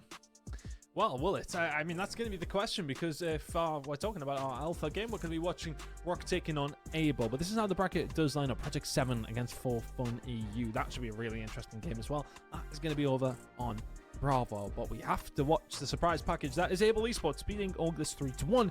To set up a date with, you're welcome, Rock Esports, who are really looking like one of the best teams on the planet right now. As far as challenges goes, at least anyway. I'd like to see them give some of the CDL teams a go, to be honest with you. But irrelevant of that, it is a very tall order to beat August in the way they did, if you're able.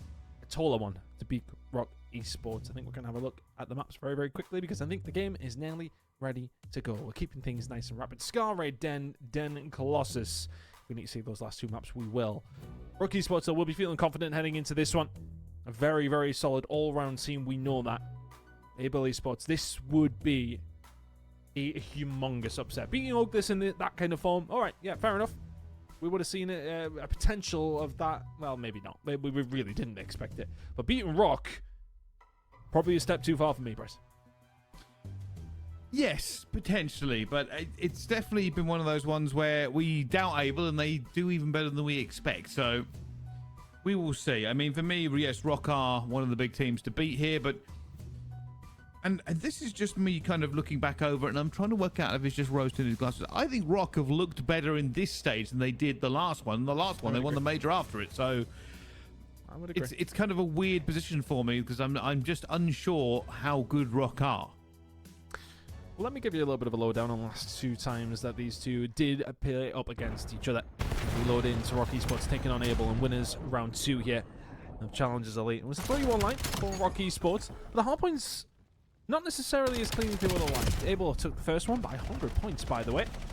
But then the S&D and, of course, the Overload going over towards Rock, and then a very tight map 4 on Scar is what decided it. Rock Esports taking it in a 3-1 fashion. It's already been a great start for Dom, this guy. Probably one of the hottest properties in Challengers, full stop. Absolutely incredible player. Rock Esports, I'll be trying to keep a hold of him, to be honest with you, because the guy's been absolutely insane. 5 streak for him to kick things off, and that's a lot of time over towards P1 for the side of Rock. Doing it for them, and if they can get this to a good P2, this could be a significant lead for them, and, well, winning the gunfights, that's certainly one way to do it, Ton. That's often just the Rock way to do it, isn't it? Raw horsepower and kick the doors in, absolutely. Yeah, who needs to rotate if you can just gun everybody? Team are very, very solid. And I think one thing that really impressed me about their run at Dallas is how much their search and destroy really improved. Their hard point was always good, right? I mean, look, we talk about it so often. Their slaying power, as mentioned, throughout the group stages, kicks dropped a 1.82. That's ludicrous. I mean, absolutely insane. I think the best last season over the groups was, I think from Linz, maybe? I think it was a 1.4. I mean, 0.4 addition on top of that is insanity, to be honest with you. So if he can kind of bring that level of performance again in the hard point, that is going to consistently be something they rely on. The Search and Destroys, though, have improved massively. Their Overload got a lot better over time as well. They are very much going to be the team to beat when we do go over towards Birmingham. A very good spot right now here up against Able. It's been a phenomenal start, actually. About a 60-point lead before we even hit P3. I will say, some of the key players for Able that I'm looking for is it's always going to be Scythe and DK. They really have been, in my opinion, the standout players for them. Scythe has looked fantastic pretty much every game I've watched him in. Bit of a slow start for him, and that might be a bit of the issue, but against Rock Esports, a team this good with Dom and Dom-X, how do you win the game of slaying? So we'll be forced away. Able Esports will have an opportunity to get their first decent time. But that is just too free for Dom-X to find a way through. It's miraculous that he only actually found one. DK, he's been really impressive for the team. Getting at 8 and 7 right now. Hasn't necessarily really lit it up in this game so far, but neither has anybody else on the side of Able. Dom-X, Kicks all really doing what they need to do right now. Gonna have to rotate back over towards P4. They'll be forced away, and Able, as said, will get their first very decent time of the game. Oh, just trying to hold this one down as best they can. And, well, DK, that was a crispy shot and a half. Rock Esports are going to give him 10 seconds here for nothing. Trying to get into a position, and but Able Esports, this is more what we're expecting. Holding this very, very well. Every single kill for them. Rock Esports cannot bully their way in. Starting to step it up if you're able. Really good position towards this backside. These first 30 seconds Hasn't necessarily been free, and well, the next 30 seconds will not be theirs either, to be honest with you, though. 4 men down. Rocky Sports. Lethal when they need to be. And we're in that moment as well. Grandma's locked down for the final 15. You would like to think. I think Able are probably going to walk away with their tails between their legs. But, I mean, honestly, Rock kind of needed that. Able went on a bit of a spree. Found themselves in a really nice position as we head over towards the church. Can Rock start to make their way through the middle of the map? They're doing so very well. And now look at the spawn outs coming through. Scythe, big win up against Rixel, to be honest with you. So he can now come and help his team. But the rest of Rock Esports are now going to start spawning over towards the backside. Bit of a split spawn for both these two teams. And the team coming out on top is actually going to be Able. Really good job. Able certainly in a good position to bring this back to a tie game here. Rixel, though, doesn't want it. Trying to move into a better position himself. Looking for the chow around here and takes a few bullets, but his teammates to the rescue as they manage to get the kills they need to go forward. Tempo slowed down a bit here. We're expecting a bit of a push towards the back here. Nobody yet so far. We've got players sitting pretty waiting for it. And I mean, they basically just left Dom on his own there in the point, and with all the nades and the guns are looking over him, worked out.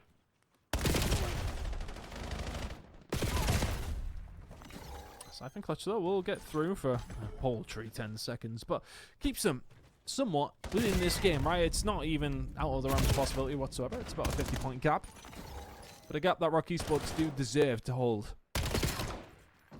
Good bit about pressure coming in from Able, though. They can find some kills throughout the middle of the map. Clutch starting to step things up. 4 in a row from him. Kicks the next on the chopping block. Done really well to put himself in this position now. Able Esports starting to get a little bit of time, and Grandma's control is just so crucial when it comes down to P1. And it continues to be Clutches. My word, the shots out of him there. 6 in a row. And Able Esports are starting to string something together. This is an opportunity for them to take the lead, and if anything, Rock Esports are floundering a bit at getting near this position. A couple of kills is good for them. Control the middle here as Dom X makes a big kill. And this is what we expect at this stage of the tournament, by the way. I mean, Rock are defending Major 1 champions, but Able Esports have impressed over and over again. And I think irrelevant at what happens in this game, they're a team who could continue to impress, right? I really have enjoyed what we've seen from some of these newer teams on this stage. Going to be able... to a certain degree. Like, there are some teams who are starting to show what they're about. The players who have plenty of talent. Remember, some of these esports players, you think it kicks when we first watch him. Yeah, he's fucking shit, 100%. He might be one of the best slayers on the bloody planet now. That is definitely true in every sense of the word here, but it is not enough. Able Esports are in the lead. Rock Esports, here they go again. So 3-stack moving forward. Scythe knows that pressure is about to come upon him. He's getting ready for it as well, but not able to get the kill he wanted quite. Still 12 seconds to grab here. Somebody is going to get it. I say that, and Rock Esports almost turn away. Don't want to bring this one back. Great hold over towards P2. Looking like they're in a good position for P3 as well. Rock Esports just going to have to manage with what they can get, which is a couple of seconds towards the back end of P2. Able Esports have rolled back into this one. Rocket barely had a touch, to be honest, since we headed into the second rotation. 2-1 and 2. Maybe had 5 or 6 points. Not good enough by their standards. Rixel having a high interaction game, but the interactions are going the wrong direction. Scythe trying to get church control. He can. And this is now a position where Able can get some good time. Spawns over towards Grandma's side. Are going to be there for Rock Esports? Absolutely. But 30 seconds still for offer. Over towards P3. And that could be the difference maker. Able to be finding themselves within touching distance of 200 points. Look at them hold this here. You can tell already Rock Esports Rixel towards the mid here. They'll be first into the fight as this rotation happens.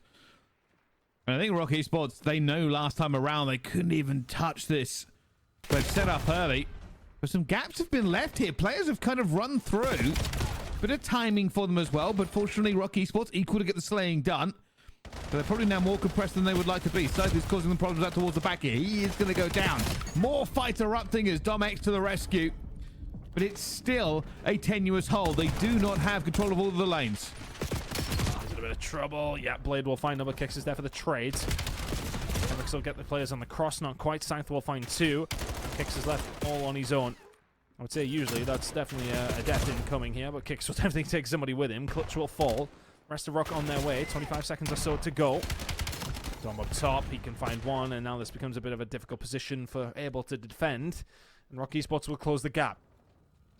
20 seconds looking like they're freely going to go over, and these kills on transition are important. Keep an eye on where the spawns are going. Clutch will find one. Inside a shot. Kick should be dead to rights even if he does find this. And trade will come through. Spawn out.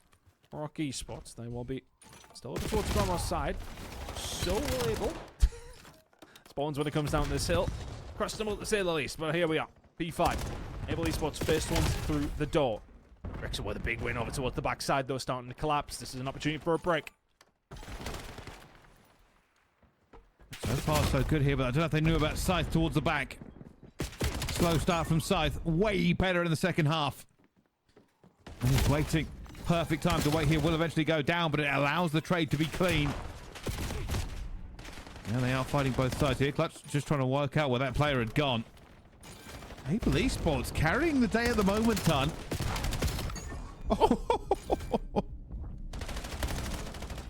Doing so well with it.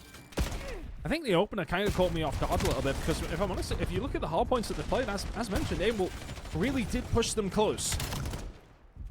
And Rock Esports are floundering just a little bit here. They'll feel confident for the series, no doubt. They find themselves 30 or so behind down.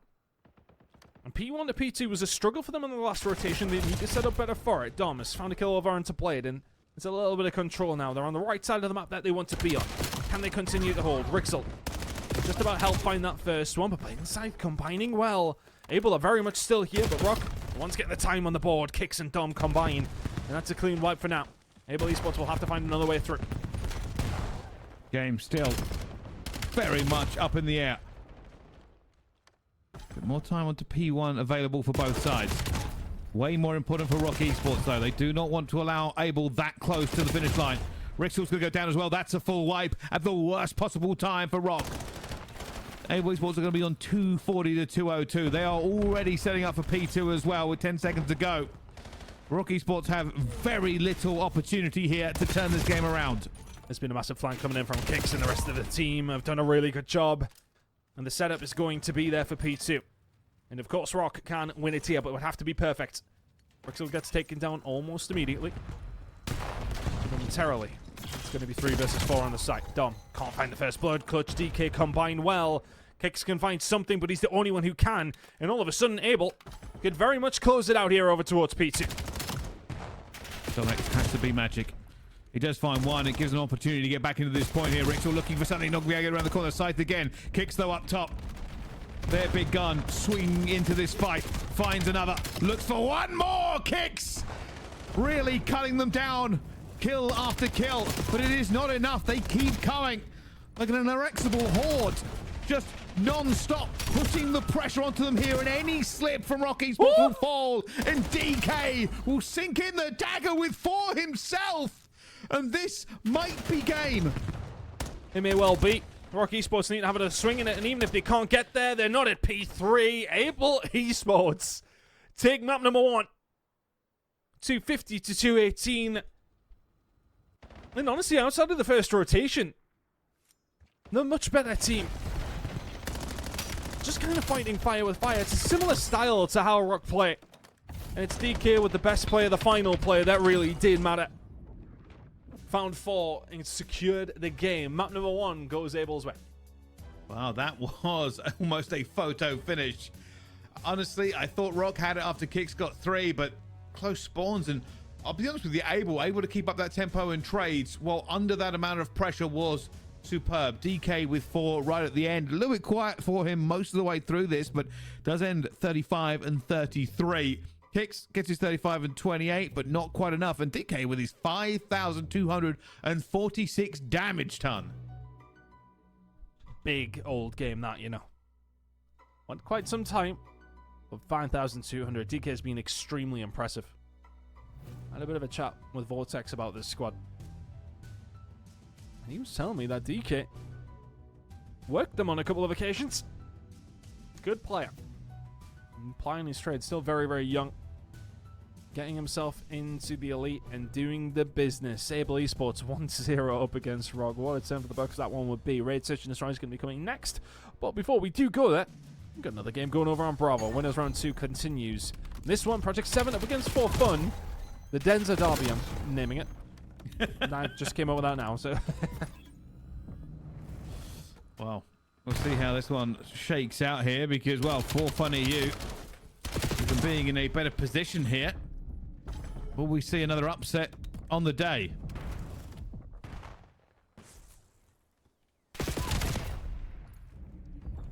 See if we can turn things around, because I mean they had a really good start to the day.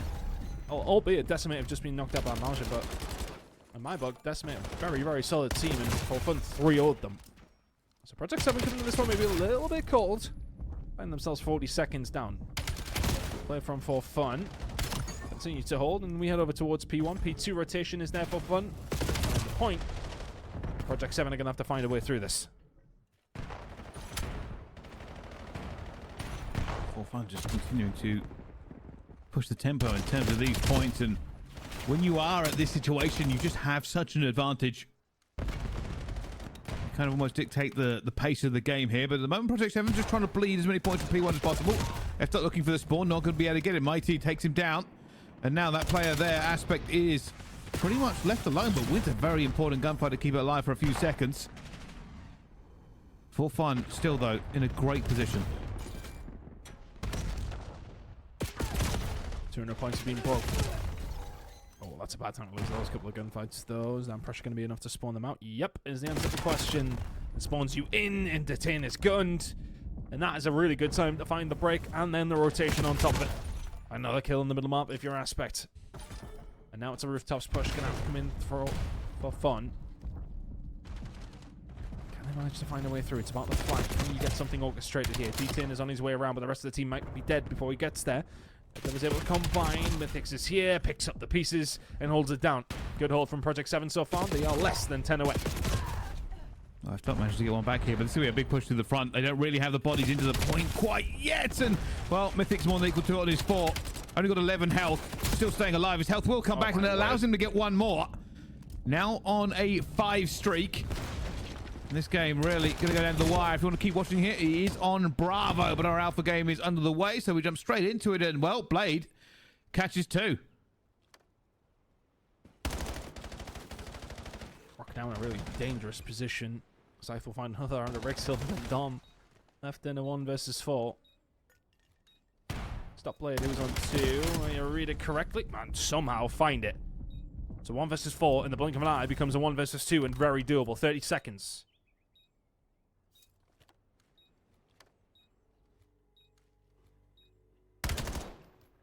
It's difficult. I mean, they're just not going to give him this. There's just no way. Too much cover. You'd have to kind of rely on a big misplay for it, but... Oh, yeah. Not going to be in the... I mean, we've talked about this before. This is an even bigger upset, technically. Abel, very, very good, but... If Rock go down 2-0, Tunt, we'll be certainly looking at this a different way.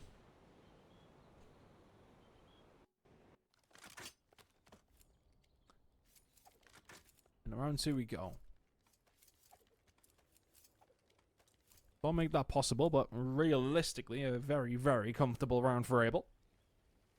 DK will be feeling himself after that first map, won't he?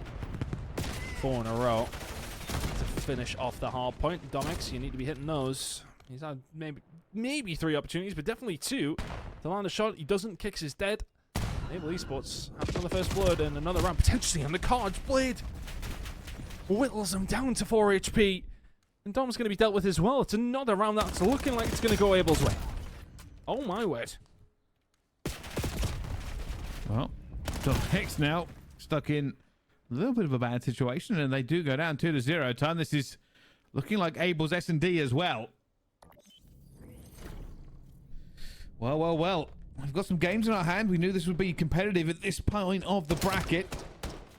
And it's certainly looking so.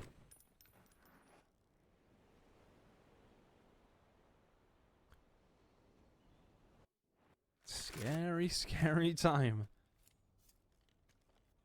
Here in EMEA. Able Esports putting everybody on notice right now. They have to use this to their advantage, though. They're in a really nice spot. You cannot give Rock an inch. The only player who's found some kills, though, is Dom. That was when he was in a 1 versus 4, but that might be giving him an inch because Blade is taking himself out. Still, Rock Esports barely having a kill over the last couple of rounds. Dom X will take down Scythe, though, and it's 4 versus 2 in their favor. That should be the round. DK now left in a 1v3. Wow. Pretty fast round from Rock. Never really too worried about it. Questions do abound, though. Who walks away with Season 1's title? Ton, who's your money on? I'd still probably say it is Rock, realistically. Right now, not looking too hot. Early days. Early days. If one thing we know about Rock from casting him over last stage and this is do love a map 5. They do indeed. It's taken into consideration as well. Host side of things does impact. We'll talk about it. But for now, let's concentrate on what's going on in game. Big hit over towards this A side. Blade. Get out, get out, get out. Information gained. Nothing lost. A little bit of map control, albeit you would have preferred to keep a hold of Laundry. You can't do that. And now Rock Esports are very well aware of what's going on because they get control of Laundry, and now all of a sudden Able Esports have to fill some gaps elsewhere, have to look for another way in, and Domex knows that. But still just taking their time here, Brycey. Able going to try and find another way through. Scythe's going to get taken down on the other side. Clutch will get one back, but Kicks is there for the trade. Gets out almost for free. Not quite. 2v2. Oh, trying to be a bit careful here. Snipers in a good position. They don't have the bomb down here. Rixel's waiting. Got to pick the right time to plant here. Timing is everything. You're starting to run on no information. Players could be anywhere. He's going to go for it. He's planting for Laundry side. Oh, is this going to pay out for him as well? Wow, Domex on the overwatch here. Brings it back to a 1 versus 2. Clutch. One for Clutch. Oh, my word. Was that the sniper he killed him with that? Surely not. Must have been a pistol, right? I think he's picked up a Dravik. He's picked up a Dravik. I was going to say, yeah, you don't slide out like that with a sniper. Just was very fast. You never know.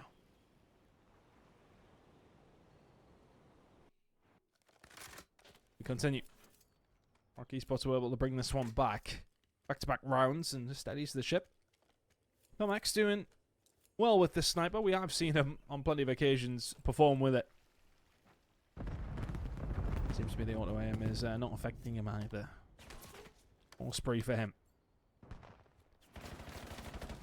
Scythe and Co, though, having a little look over towards B. We've seen this player from Rixel before, and he's caught teams off guard so many times. That's a freebie. Oh, that's just about is a freebie. Oh, somebody left the window open a little bit. Those bullets were not going where they wanted to. Windy in Saudi Arabia, is it? DK will find Kicks. 2v2.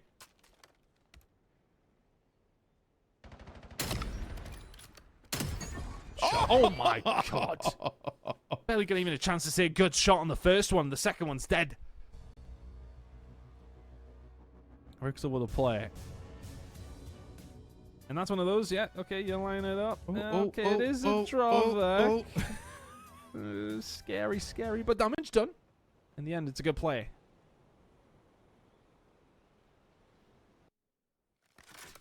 Bit of a strike back here from Rock, realistically. I mean, do not take it off of Domex.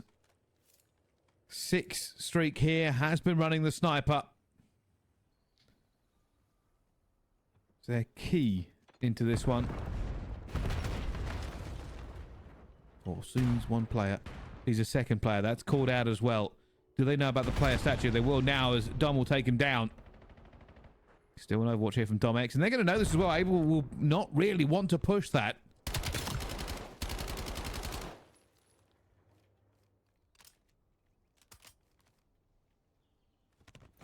Lot of control here for Rock.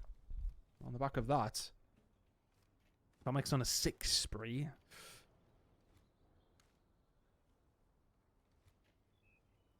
And the plan is going to be get this down up towards 8. Yeah, and Rixel's going to have that underlocking key. Just about. DK will find him, makes it a 1 versus 2. Technical 1v3 if you can pull it off. Importantly, they did get rid of Domex, and I think it would have been in time before he did get a hold of that Hellstone. But irrelevant of that, though, this is still a difficult round to win. DK now needs to defuse and find 2 kills. Spots one. Kicks will be calling that one out. Kicks does not have to take this. He's got players that can help him out, and doesn't matter. Of course, he's going to take the gunfight. 4-2 to Rock Esports. Ambitious, Chow. As soon as I'm seeing Kicks on this spot, as soon as I'm seeing anybody, honestly, I wouldn't fancy myself against you in that spot in particular, Bryce. You never mind Kicks. Yeah, it's because I'm dead sweet. Yeah. Just accurate. That's how I would explain you. Accurate, man.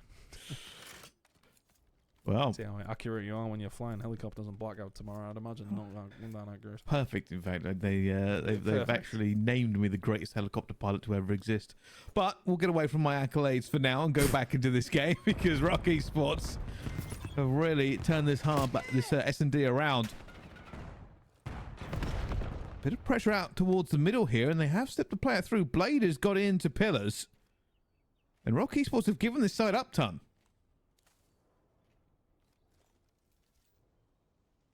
Happy to go for the retake then.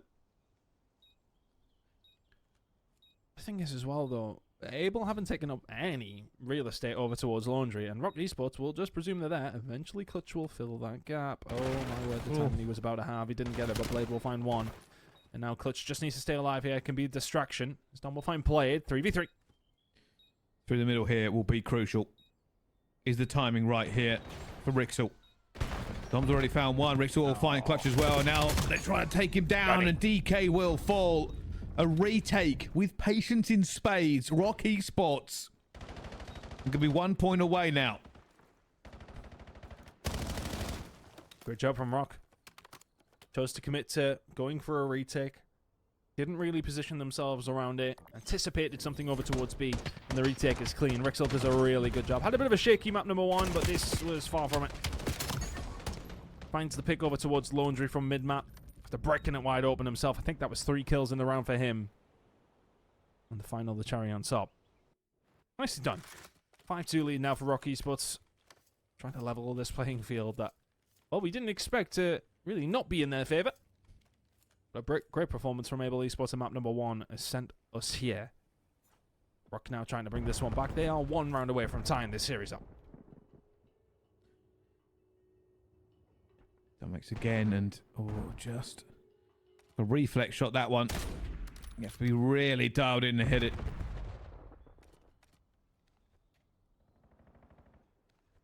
Now, they did this last time. Yep. Bit of a late plant for Laundry side. Look where Rixel is now, though. Yeah, so he's going to probably want to try and push through stairs if this bomb does go down. It could be actually tempting the team to make a push over towards this B side, but A is still going to be the option. With a little bit of art control for Able if they check it in time. Oh, Kicks is going to get it down. I think he's been spotted, yeah. Domex now on the other side of things will find DK. This is a lovely setup, and Rixel has yet to get involved. Oh, Kicks, just perfection. Ah, like clockwork. Clutch left in a 1 versus 4. I was going to say there could have been a few issues with timing there, but it does work out for them. Clutch, though, finds 2. Too many bodies, too much, too far. Rock Esports take the S&D 6-2 ton. And that, after the first 2 rounds, was cathartic. Wonderful last round. I really like the positioning. They send Rixel onto an island. They play around themselves towards this A side, and then once he gets involved, it is pretty much game. Really, really nice search and destroy there from the side of Rock. As I said, those first 2 rounds didn't go their way, but after that, lights out as Rock will tie us up in this series heading into an overload. 6 in a row, that one. And that puts them right back into it. I think Able Esports will now be like, oh, yeah, we're definitely in a game. No doubt. I think it's funny to me that Domex only has the lowest damage on that Rock Esports team, but I would probably say the most impact I mean, the sniper, it causes so many issues for the team against them, and it opens up lanes, it clears areas for you, and it's just a consistent threat. And that's what Domex made it. He made it a consistent threat. 3 first bloods to his name. Blade also got 3 on the other side of things, but everybody else from Rock chipping in. Den Overload incoming. Be followed by 10 hardpoint. If we need to see it, Colossus, Search and Destroy will top things off for what has been a crazy, crazy day here in the MEA. Bravo still rolling on though. After a map number 1 win, went P7's way. 4 Fun were the ones in control whilst we left it.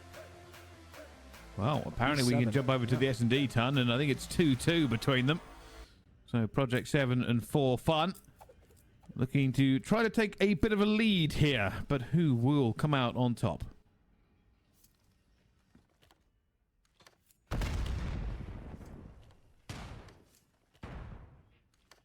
It's a holding down over towards the safe side. Colossus Search and Destroy is not something we see a great deal of here in the MEA. Or at least the ones that we're watching. I don't know if it's just unlucky, but it can be an awkward one. And left up with the sniper is also influential, as he so often is. And that will be a big, big thing now Project 7 will be trying to work around. Mighty, though, will take down Aspect, and that is now going to allow Denza to slither on through and get this bomb down. Smoke preventing F-Dot from being much of a factor here, but Mythics will get one. Got a teammate to try and back him up here as they bring it back to a 3 versus 3. The retake onto this bomb site is always difficult. They've got to check a bunch of different angles. Mythics is going to look. He's going to catch one up top as well. Going to drop towards the bottom and re-chow, and he finds it. Mythics dancing along, but there is one more up top, and the pistol fight is terrible. Oh no! How? And just when I thought that would be traded, it was not. Oh no. And Mighty absolutely spits on F-Dot. Incredible work. It's now put them in a sensational position. If you are for fun, it's 3 in the round for Mighty. Sensational. Project 7 backs a little bit up against the wall here in this Search and Destroy. Still up in the series, though.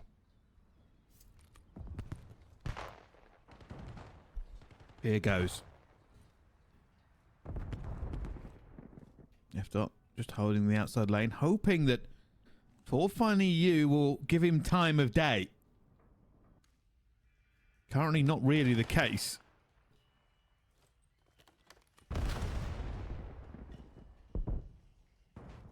Looking for a scout over towards A, but it's always the sniper that you got to be wary of. Typically that isn't Denzel.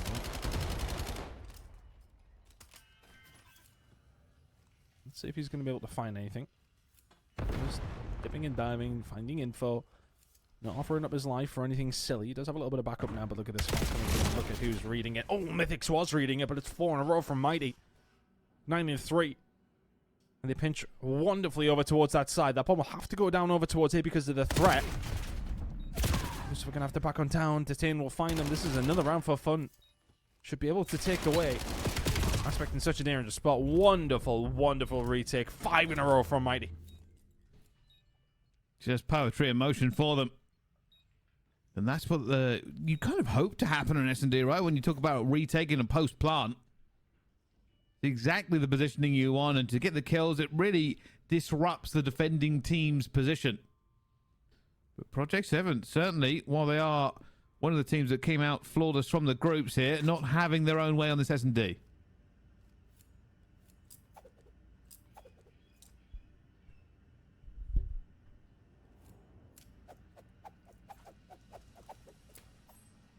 Good space to be in, if you are full fun.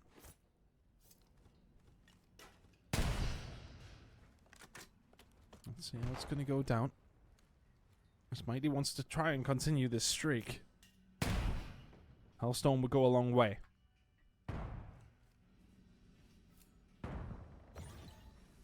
F-Dot will take him down, though. That's a big kill. Project 7 can find this round. Will feel like 1.5 rounds they've managed to take.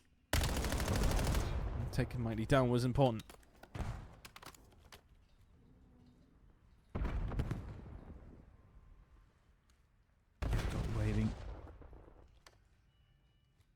Currently, Project 7 holding the cards here, but we'll see how this one shakes out. And if you want to see how it shakes out, you can take a little look at the Bravo stream because Alpha is underway. Everybody, so that's versus Rocky Sports is the game we are covering, and they are on Overload. There we go. Well, that Rocky Sports typically do thrive in. We've seen Able do really, really well against Oglis. Specifically on Den. So let's see if we can turn it around here again. They're on the weaker side for this one. They kick things off. Domex and Co trying to get something going here as they now start to attack towards the dojo side. Bit of a push going through here as well, and you can see Dom in the blocking position. Should be able to get something done there, and that's a wonderful snap, by the way. That is unbelievable. Hold on! Whoa! I mean, DK might not be able to stop it, but that would have looked insane from his POV. That would... Honestly, my eyes are on a couple of players over these next couple of months here in EMEA. DK might be at the top of that list.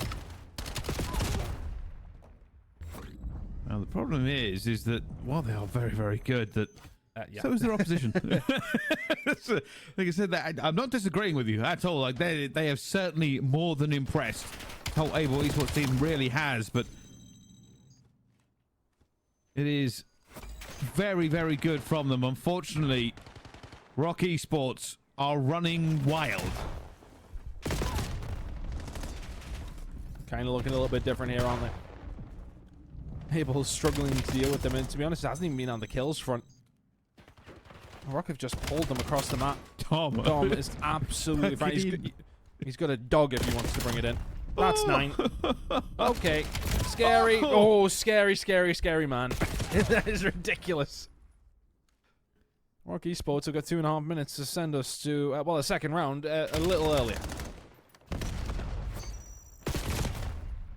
Here it goes. A little bit of a revenge play for them. They're trying to get through, but Rixel stopping that one dead in its tracks.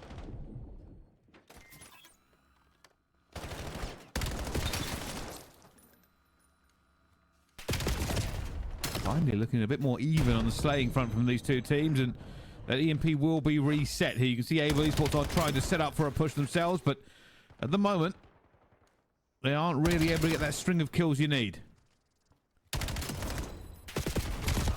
Play trying to get something going, not going to happen. Domex Dom doing well, and look at the setup here from Kicks, just trying to play make, if you like. It doesn't happen for him though, and it will have to be a little bit of a reset through the middle of the map. Able Esports have, I want to say they've steadied the ship. Well, they haven't conceded in a minute. That's kind of where I am. Blade up top, yeah, trouble. Rixel, Dom starting to combine together. The fourth one could be coming. We're starting to now move it through. Just to find the first one. DK will find 1 and 2 again. Kicks is trying to set up on this side, but can't get it done. Able Esports, good defense. Here comes the push. I mean, right now, Able, they're going to try to get a bit of revenge here. you got to give them credit for absolutely steadying the ship. Trying to get one through. That is a gunfight he wanted to win desperately. The more time that goes through, the better position for Rock Esports is they can reinforce way faster, but so many kills going down. It's only going to be Domex that stops it. Right, shots again. Not from TK.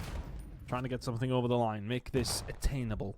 If you are able, you have to be able to get something here. Rock Esports will be smelling blood now. Dom's slowed down. He's only 17 and 11. He's trying to hold it from this angle as well. Just trying to prevent anything untoward happening, but there's 3 down, and they can maybe get something moving. Top blue control for Scythe is going to be important, but Rixel looking to add further fuel to the fire. That would potentially have been a fourth here from the side of Rock Esports. May well not get this opportunity. Able in control of the EMP with overtime on its way. Somebody's going to grab that. And that is going to end now. Nobody got it. I always think the kind of the prospect of it was essentially a free play without the potential of reprisal is very interesting in this game mode. Didn't get to see it that time around here, but You will say Rock not quite as dominant towards the second half of that. They certainly had a bit of a struggle trying to keep them away from the point. But, you know, you could also put it down to the fact that Dom wasn't just going on a 10 streak in their spawn. So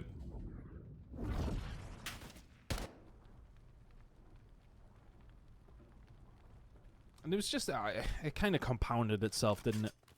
When Dom finds those moments, Rock know how to punish.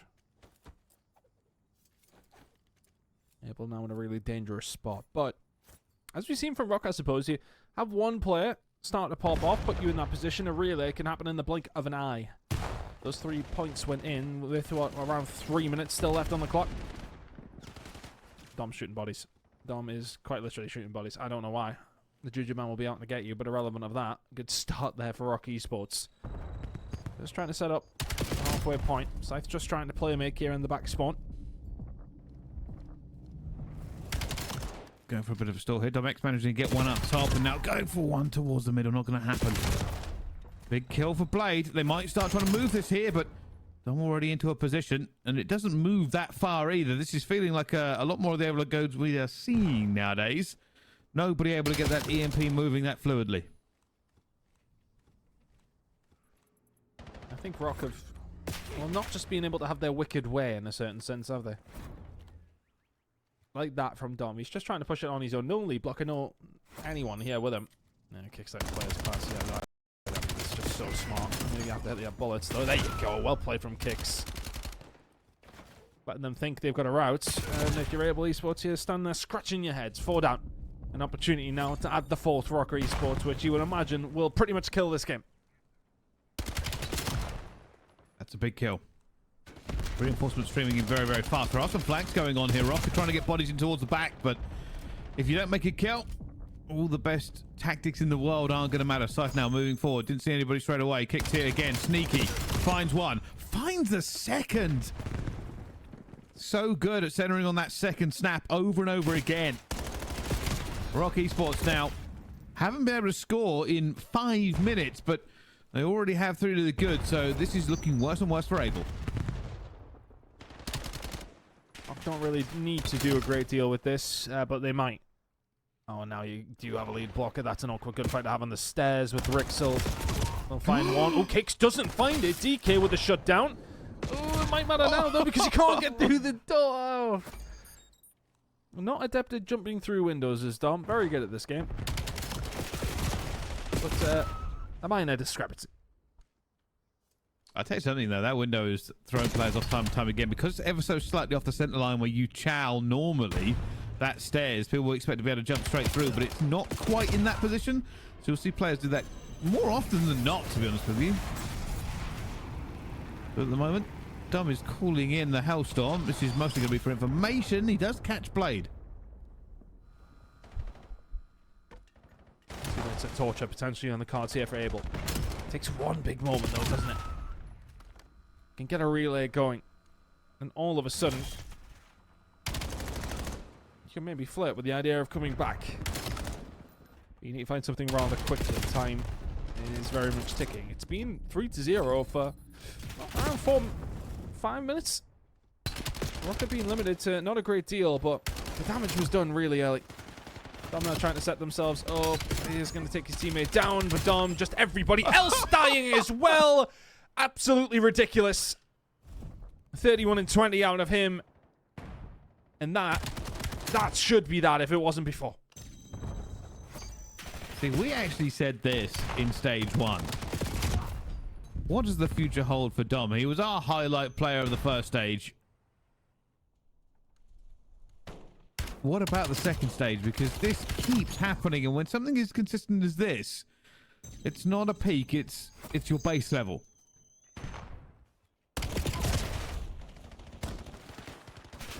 The guy's a player. Big time. And the same kind of story has happened to Able Esports as it did and in the previous round. And once the floodgates have opened, the water is coming surging through. They have Rock Esports.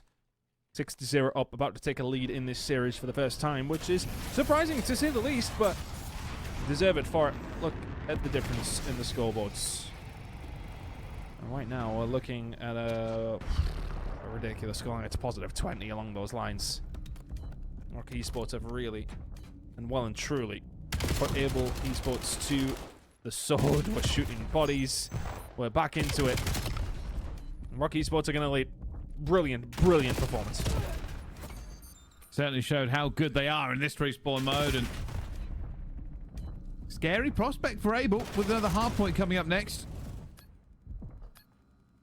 Just always look confident, always look moving forward. There was obviously the drought period, about 5.5 minutes without a score, but oh, there is a bit of. You're right, he doesn't like shooting bodies. He's a passionate player, Esdom.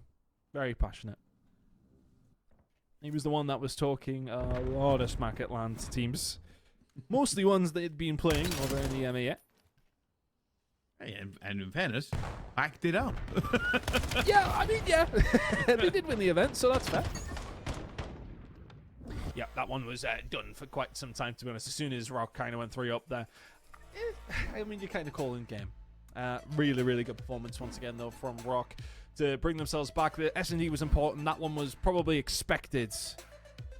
And Able just really struggled there. I think that's one of them where you definitely start to realize the levels that there are. Winning up against Oglis is one thing with the way that they've been performing. Winning against the Dallas champions, tough. Very tough. Impressive performance out of Rock Esports. I mean, this is maybe where DK actually does really well. Yeah, look at the jump over the top. It was really nice out of the Dolmax. But ultimately didn't stop the cap from coming through. And then Rock Esports just see the opening and run 2 in. I think this is now where the rooftop spawn. They just gun them off the rip and say, yeah, we'll have another one. It's 3-0, 3 minutes to go. Even just in the first half. In fairness, though, Bryce Able defended very, very well throughout the next 5 minutes. But once again, as soon as Rock got another one over the line, it was curtains. Yeah, I think just a very, very good performance, really. I mean, it's also what I would say is a good performance for Rock Esports in terms of how they play, right? We see it over and over again. If they can get rolling, if they can get moving into this position, they are a force to be reckoned with. And I think that's what paid them so well at Major 1. Some teams that hadn't played them before weren't expecting that. They like the buzzsaw. They want to go in. Like, it is absolutely a high-tempo game that they excel in. And once they get moving, they just don't stop.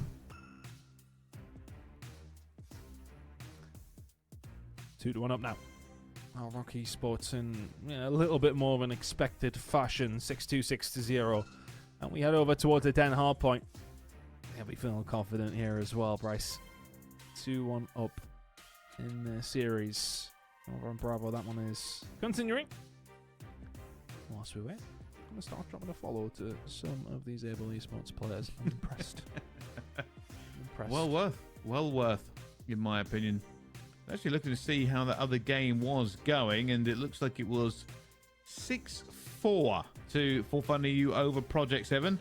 I don't have any update on the overload as that hasn't started. It should be back any second now. They've been gone for about 7 minutes, so once we have that one, we will tell you. But it is all tied up on the other game, Ton. Yeah, that should be... I did think that would be probably a closer game than this one. P7, though, have been very, very impressive. As mentioned, they only dropped, 3 maps over the entirety of groups. So you would like to think they probably get the job done there. I'm trying to think, no, the For Fun will obviously in Group A, P7 in Group B, so wouldn't have played up against each other, but have played up. Okay, all right. Yeah, we're just making sure that Clutch is dead. Straight. Okay, 4 dead. Oh, right. Bryce, I think Rock might have leaned forward. More than a little. I think Dom's aura farming a little bit here is absolute confidence over and over again. Just will take any chow, anytime, anywhere. Oh my god. Yeah. Well, Rock Esports are welcoming Able to what it means to go up against them when they're kind of just playing like this. For reference, what I will say. Able Esports hosted the first 2 maps. It's been Rock for the last one and, of course, this one. Yeah. It kind of looks like it. Oh, you say that, but, you know, did it on land. So if anything, you'd say that Rock are, No, very are true. hindered.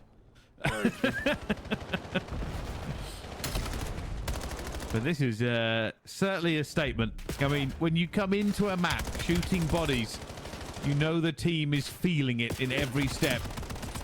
Oh my goodness, Rixel. Kicks, they're pushing this out way more aggressively than you'll see most teams do here. But Able Esports have not got a point yet. This is scary. It's very scary. I am enjoying one thing Rock are doing well, apart from obviously killing everybody, is kind of the premise of bumping. Now, if you don't know what bumping is, it's essentially when you're on a hard point as yourself, and you'll see players do this over and over again. As soon as someone enters from the rear of a hard point from where the battle line is, the player at the front will go and push that out as far as possible, as quickly as they can. They just did it on P2 incredibly well. So at the moment, it is paying for their kind of aggressive side here as Able Esports finally get a point onto the board. Tancer back to the 93 and about to be rising of Rock. This is a tough watch. Rock right now just doing everything they absolutely have to be able to do. DK will be able to answer back. 4-8 from him. And it just isn't. That's alright. Rock Esports have come in with a different vibe here in map number 4. And they've just taken it personally. Those couple of lost maps, the lost map in map number 1, they've taken it extremely, extremely personally. And this is the kind of form that you do see from teams who go on to win LAN events. Rock Esports are one of those teams, the only one we've had this season. Current best team in the game as far as challenges is concerned. And I tell you what, I can't wait to see what they do at the Pro-Am, you know. It's going to be very, very interesting, Brycey. Well, that's kind of the secret here as well is, hey, for some of these challenger teams, the Pro-Am is the time to shine, but yep, the league and challengers does not play quite the same. Mistakes certainly do get punished a bit, and sometimes it can be a difficult time to step up to the pro level of playing here. But at the moment, Rock Esports, I think, would welcome the challenge. Yeah, I think, you know, you're right when it does come down to... And look, and again, they're not bad fundamental team. Obviously, they know exactly what they're doing. But a lot of their reliance sometimes can be on these abilities to kill absolutely everything that moves, which is what Able Esports are very good at doing as well. And you're kind of seeing the shoe on the other foot when you go up against a team who are kind of like that, and you are reliant on having to find these kills. Okay, look, I mean, it's always great when somebody can perform like that and shoot their shot, as they so often do. But Able Esports kind of do play a hard point in the same realm as Rock Esports in a certain way. And for them to then go up against a team who are better than them at doing that, what's the answer then? And that will be the question of Rock, right? Where when they do get a chance to obviously go over towards the Pro-Am, are they going to be able to hang when they're going up against shooters who shoot just as straight? Wow. Was there something? It's very, very much theory crafted, man. I don't know. I'm spitting. Well, on the other side of it, well, you see Scythe on the 7th streak. They've managed to fight back, so Able certainly not allowing this disrespect by Rock Esports to continue.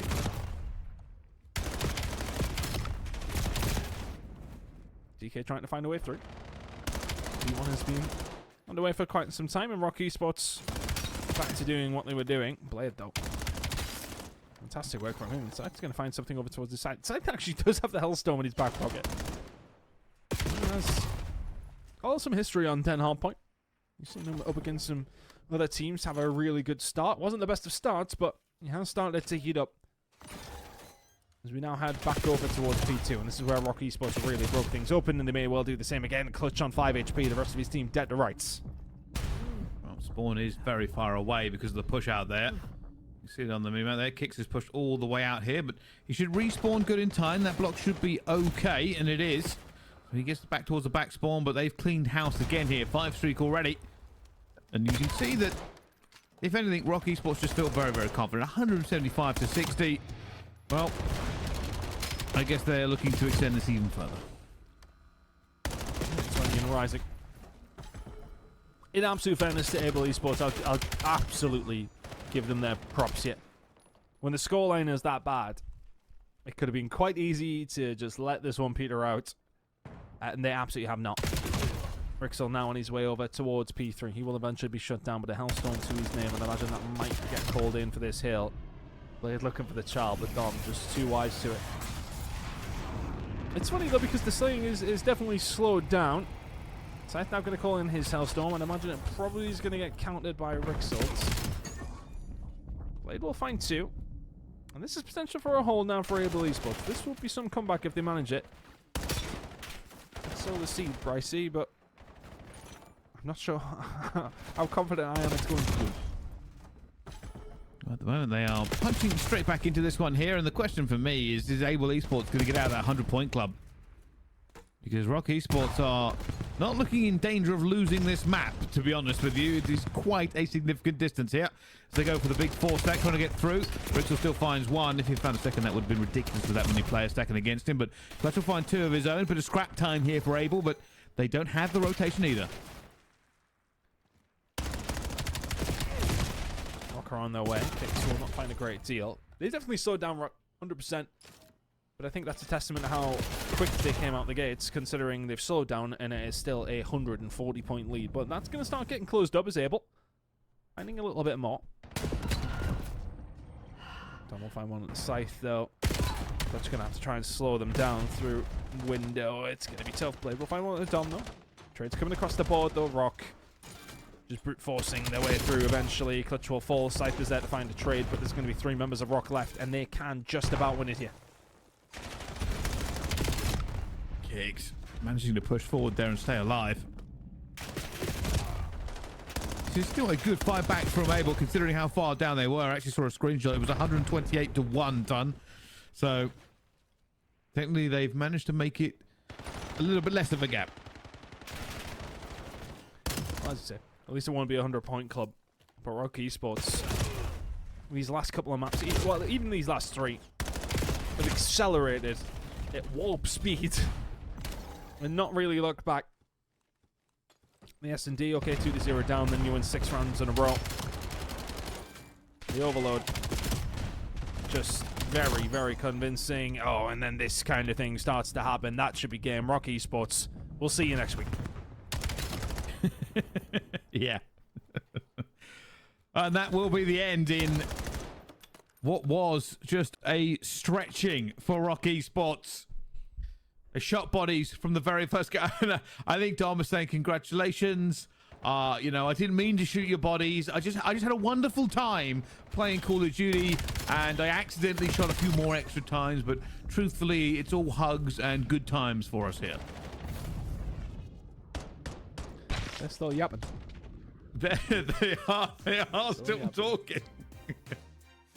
Oh, sounds like these. I kind of wish I had a separate audio channel to just hear that part of the game. Just put it out live. Just put it out live. No, I'm down. Do not put it live.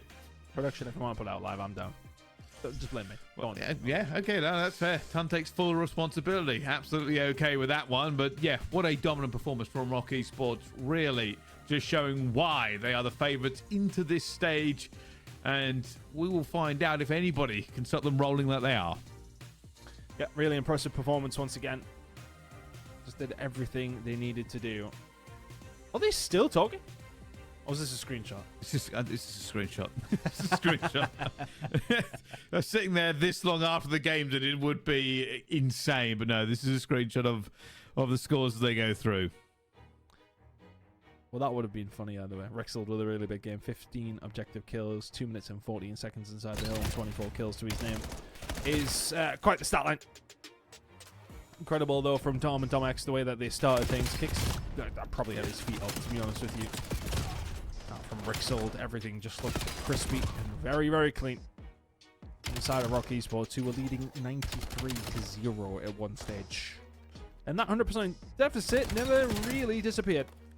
Honestly, Able kind of kept it close after that, but if you're 93-0 down after 2 hills, there's quite often only one way that a map is going, and that's going to be a loss, and that's exactly what happened. Rock Esports take it by, well, around 140 points in the end. A very convincing performance across the last 3 maps. Map number 1 was impressive. 2, 3, and 4, one-sided, to say the least.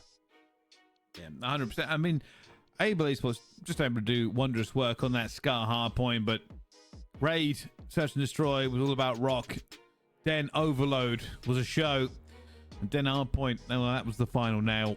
There was just a reason why Rock Esports won the major and why they are now trying to grab the gold that was eluding them last time around. Oh yeah, they will 100% want to change that.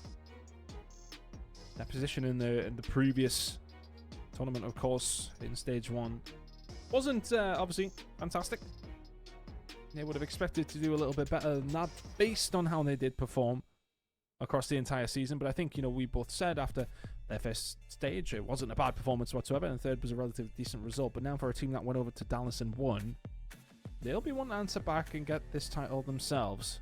They know they're good on LAN. They want to prove that they're good online as well. Certainly do. Well, highlight in plays, highlight in players.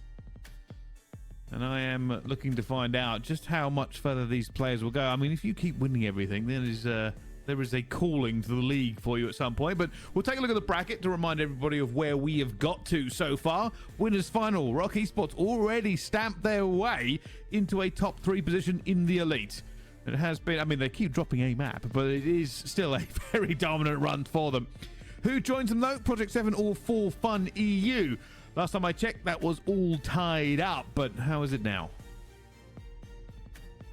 You might be having a little look shortly. Production telling us still tied up 1-1. They are in the overload though, so we will find out where it goes. It looks like it might be Project 7 will be winning that 2-1, but it sounds like they're winning the overload. We're getting information live streamed to us, but hey, Project 7, that's kind of what we expected to them to go up in the lead here. For Fun EU, very, very good team, but still, can they make a comeback? Yeah, look, P7 have been fantastic, as mentioned. They really didn't drop much over the groups. We'll see how things are going to go, though. We've got one more game to get through. We certainly do. Before we get to that game, though, we're going to go to a quick break to get the players in the lobby. Don't go anywhere. We'll see you right after this.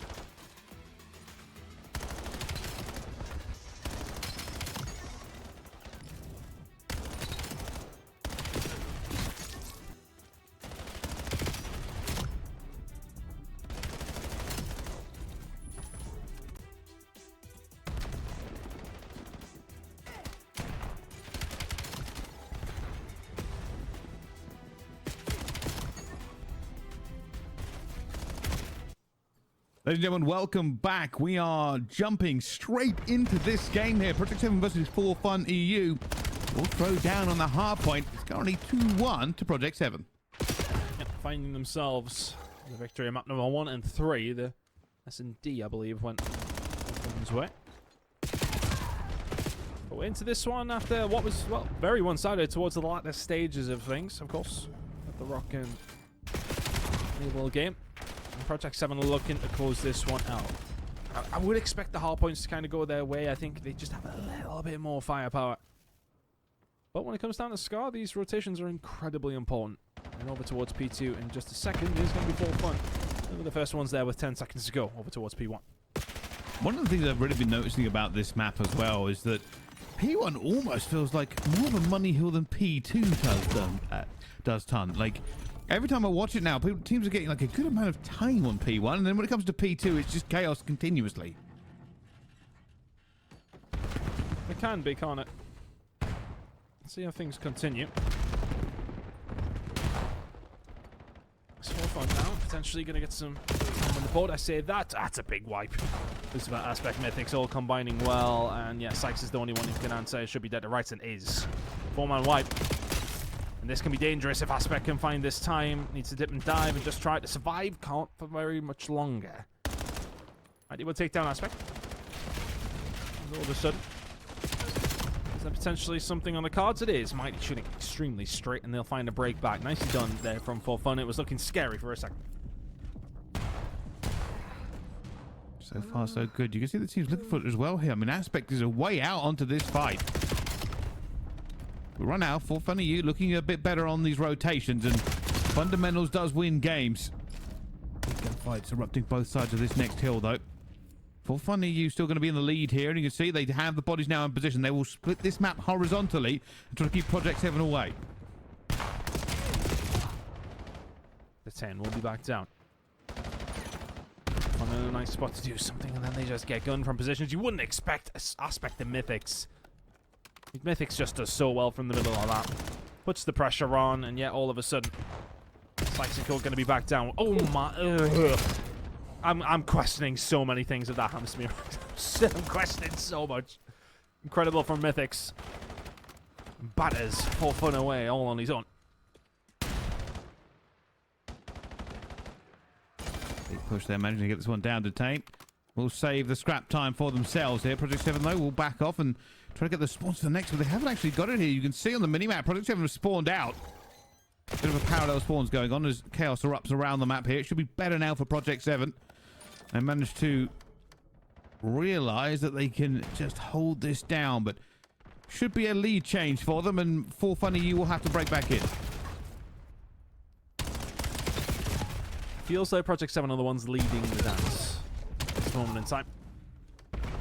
4Fun are just trying to answer. Denza will be dealt with up top. Project 7 just about holding on. Their old teammate trying to cause them some issues at this position, and from F dot in the read as well. Fantastically done. And he found a third. Got greedy for it, to be honest with you. We're going to just try and clear it out. The rest of the team are now here to pick up the pieces. Lucifer will find one at Denza. Another player who's just been enigmatic this season. 12 and 8 out of him, and that's going to be the final 15, going the way of Project 7. And it's a foot race over towards the church. Oh my word. Going pretty well. I mean, Lucifer has been probably my standout player for Project 7. Consistency in droves, and that's not even really anything against the other players. I mean, Aspect, F Dot, and Mythics, all superstars in their own right when you see them. But I feel like Lucifer may have just found a bit of his groove so far in this stage. Yeah, absolutely. I think, you know, outside of calling in the drone yesterday in this game, he hasn't really made many mistakes, has he? Here we go, though. Project 7 now trying to find a way back through. 4Fun did a great job at finding way through the front door. Good field control. Now F Dot is curious what he can actually do about this. Not a great deal. Lovely setup this from 4Fun. Not really much of an answer. He'll take something special to find a way through. Mythics, is he going to be the one? Yes, he is. It's Lucifer will find 2 Mythics, then finds 2 of his own. The special source that I said was needed was found. 10 seconds to go here over towards P5. We head into another rotation, and Lucifer once again feasting right now. And just the way that this is feeling like a Project 7 game to lose. A 50-point lead, a good rotation onto P1 here. They're winning the slaying game. Rotations haven't always been the cleanest here, but at the moment as we go into this, they do have the advantage here as Lucifer is going to be on a 5 streak. He's 20 and 10 as we currently speak. When he's got the hot gun, it's difficult to slow him down.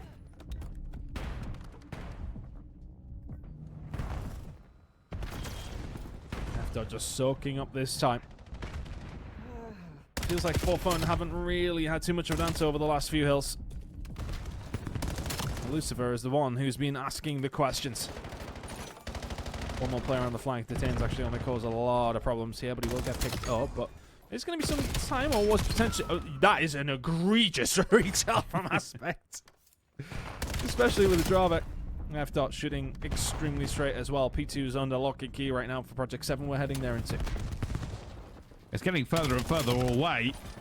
They're stepping up to it as well. Mythics is now joined the ranks here. He's on a 6 streak himself. F-Dot trying to hold down middle at the same time, but it's all fallen a little bit apart here. 4Fun EU now have the bodies to make this a chow here. Sykes straight around the corner. And they are onto the point with rapid speed. And they're off again with the same. And they're off, yeah. Project 7 just find a way through. Feels like one of those hard points where is it time to shake hands and just call the game? I don't know. 4Fun are not like that. But it feels like that's the way it's being played. It's disrespectful from Project 7. The challenge they're taking, the gunfights they're winning. 4Fun just do not have the answer right now. Aspect will find another one to detain. He hasn't really needed to do a great deal because Lucifer and Mythics are absolutely cooking. Oh my word. I mean, off cam, we just seen Lucifer, a 2-piece with a pistol after a kill with the M15. This is just a lights out performance from him. 29 and 12. I think you're right. He really is starting to find form here in this stage. He wasn't quite at it, honestly, to the level we would expect. Him and Mythics played extremely well when we went over towards Dallas. Project 7 got themselves a really good placement. It seems to have given them a little bit of life. Well, at the moment, they are certainly showcasing here. Mythics will drop 2 and the 3rd incoming missile that you earned earlier on. Well, it pays off a second time, and now I think it's going to go down. I'll tell you something, though. They didn't get a lot out of it. I was expecting a bit more. And it's that now. A route back into this game. 4Fun holding down. Try to push through as well. 10 seconds to go over towards P3. F-Dot might actually spoil the party here. He's not going to get caught from behind. There's one. Second doesn't follow. Big kill from Sykes. Where's this one's going to be for F-Dot? Should be with his team. Is not with his... Well, one is, one isn't. You tell me. Aspect now. We'll just be tracking over towards the backside as Mythics will try and cut off everything else coming through field. Finds one on Adenza somehow. And Project 7 can win it here over towards Scrubbers. Didn't even aim in for that second one. Just stuck the barrel in his chest and pulled it. Shotgun them. They are far away here. They are looking to win Project 7 right onto this point. Lucifer is going to call this one out, going across, but already gets shut down. Denza says no. Trying to break in through the front door. They've got the numbers now. The spawns will come out for Project 7. Detained down the stairs, and in they get. They are not looking to end it right here. Question is for Project 7, do you just try and bully this one or go for that rotation? It's looking like bullying, and well, that didn't work. Try to find a way through. Yeah, the spawns are going to be over towards the back side. That 8 seconds is going to probably sting 4Fun though. Could have kept the rest of that time. I suppose it's the stick or twist. Now you need perfection over towards P5, which is easier said than done. They'll get a good 10-15 before Project 7 are probably going to be here. But it's one more decent break. It isn't even a decent break. It's a half-hearted one, and that's needed from Project 7. They need 4 seconds to close out this game.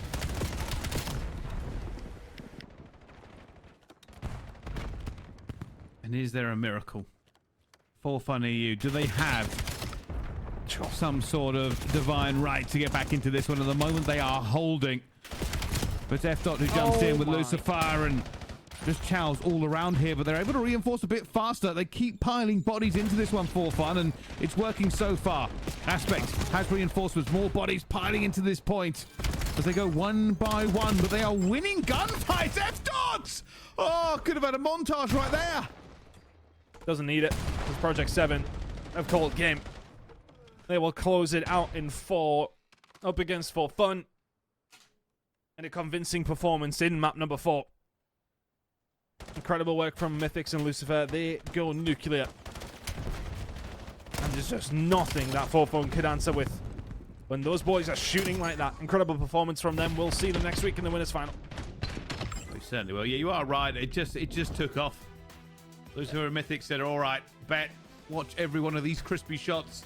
Just reduce For Fun EU to a side character in their own game. And you're right. Well, it's the final. We were kind of expecting the 2 flawless teams in the groups. Well, they've got into the winners final. No upsets here. It's just that. Yeah, no, as expected. Look, I think that there is, as we're kind of seeing, a bit of a gap from the top 2 teams at this moment in time. Honestly, you would have put Oglis into that bracket of the top 3 teams, but they have yet really to prove that they are back there this season. But Project 7, Rock Esports, a rivalry that really has kind of struck up, hasn't it? These teams have been giving each other plenty of stick. Give each other plenty of stick online when they went up against each other as well. Rock are the ones laughing at this moment in time, though, but will Project 7 have an opportunity to maybe, well, right some of the wrongs? I don't think they'll feel as if they right it properly unless they get to land and get them beat. I'm sure they'll have an opportunity to potentially do that in Birmingham. But they may get it done here in Elite Stage 2. Incredible performance, though, from Project 7, and as mentioned, Lucifer, Mythics. Combined 70 or so kills between them. And what was a game that still realistically could have went on for another minute and a half had For Fun. Managed to bring that one back. An extremely impressive performance from Project 7. And F-Dot with a 3-piece to seal the deal. And that is how the bracket is going to play out after 1 day of playoffs. A lot of games went down tonight. And we got plenty more to go before we do crown our champion here in Elite Stage 2. Oh, we certainly do. I mean, every single one of the games still remaining very, very fun to kind of watch here. August versus For Fun EU is going to be ridiculous. Both these teams look good at the moment. For Fun EU definitely showing that I think they're going to go the distance. Margin versus Able will be an interesting one as well. And, of course, our winners final. But, well, we'll see how everybody goes here as we have started to say goodbye to some of our teams, Ton. We have, and some of the teams that have dropped out, Treaty 1 Gaming, Decimate, I think they'll both be a little bit disappointed. And again, look, some of the teams they went up against, they'll sort of say, okay, well, a tough bracket. But realistically speaking, you're only as good as who you can beat, and that will be the pro points, and then the prizing they will take away. Doubled your money, though, for making it out into playoffs. Some teams do need to finish top 8 in this time around. It's going to be Treaty 1 Gaming and Decimate. The top 6 still yet to be decided. It certainly is. Well, we've had a wonderful day of games here. Some of our stronger teams making names for themselves and making very good cases of why they might end up the winner. But if we are taught one thing, is that it does not end on paper and it does not end this week. Next week's of games will really tell us who the champion is going to be here in EMEA. But that's not all. North America has its Call of Duty action coming up right after the break. They'll be doing the same thing. 3 sets of games in the bracket. Start eliminating teams, start putting teams into the winners final. So all that and more coming up after this. But until next week, we'll see you then.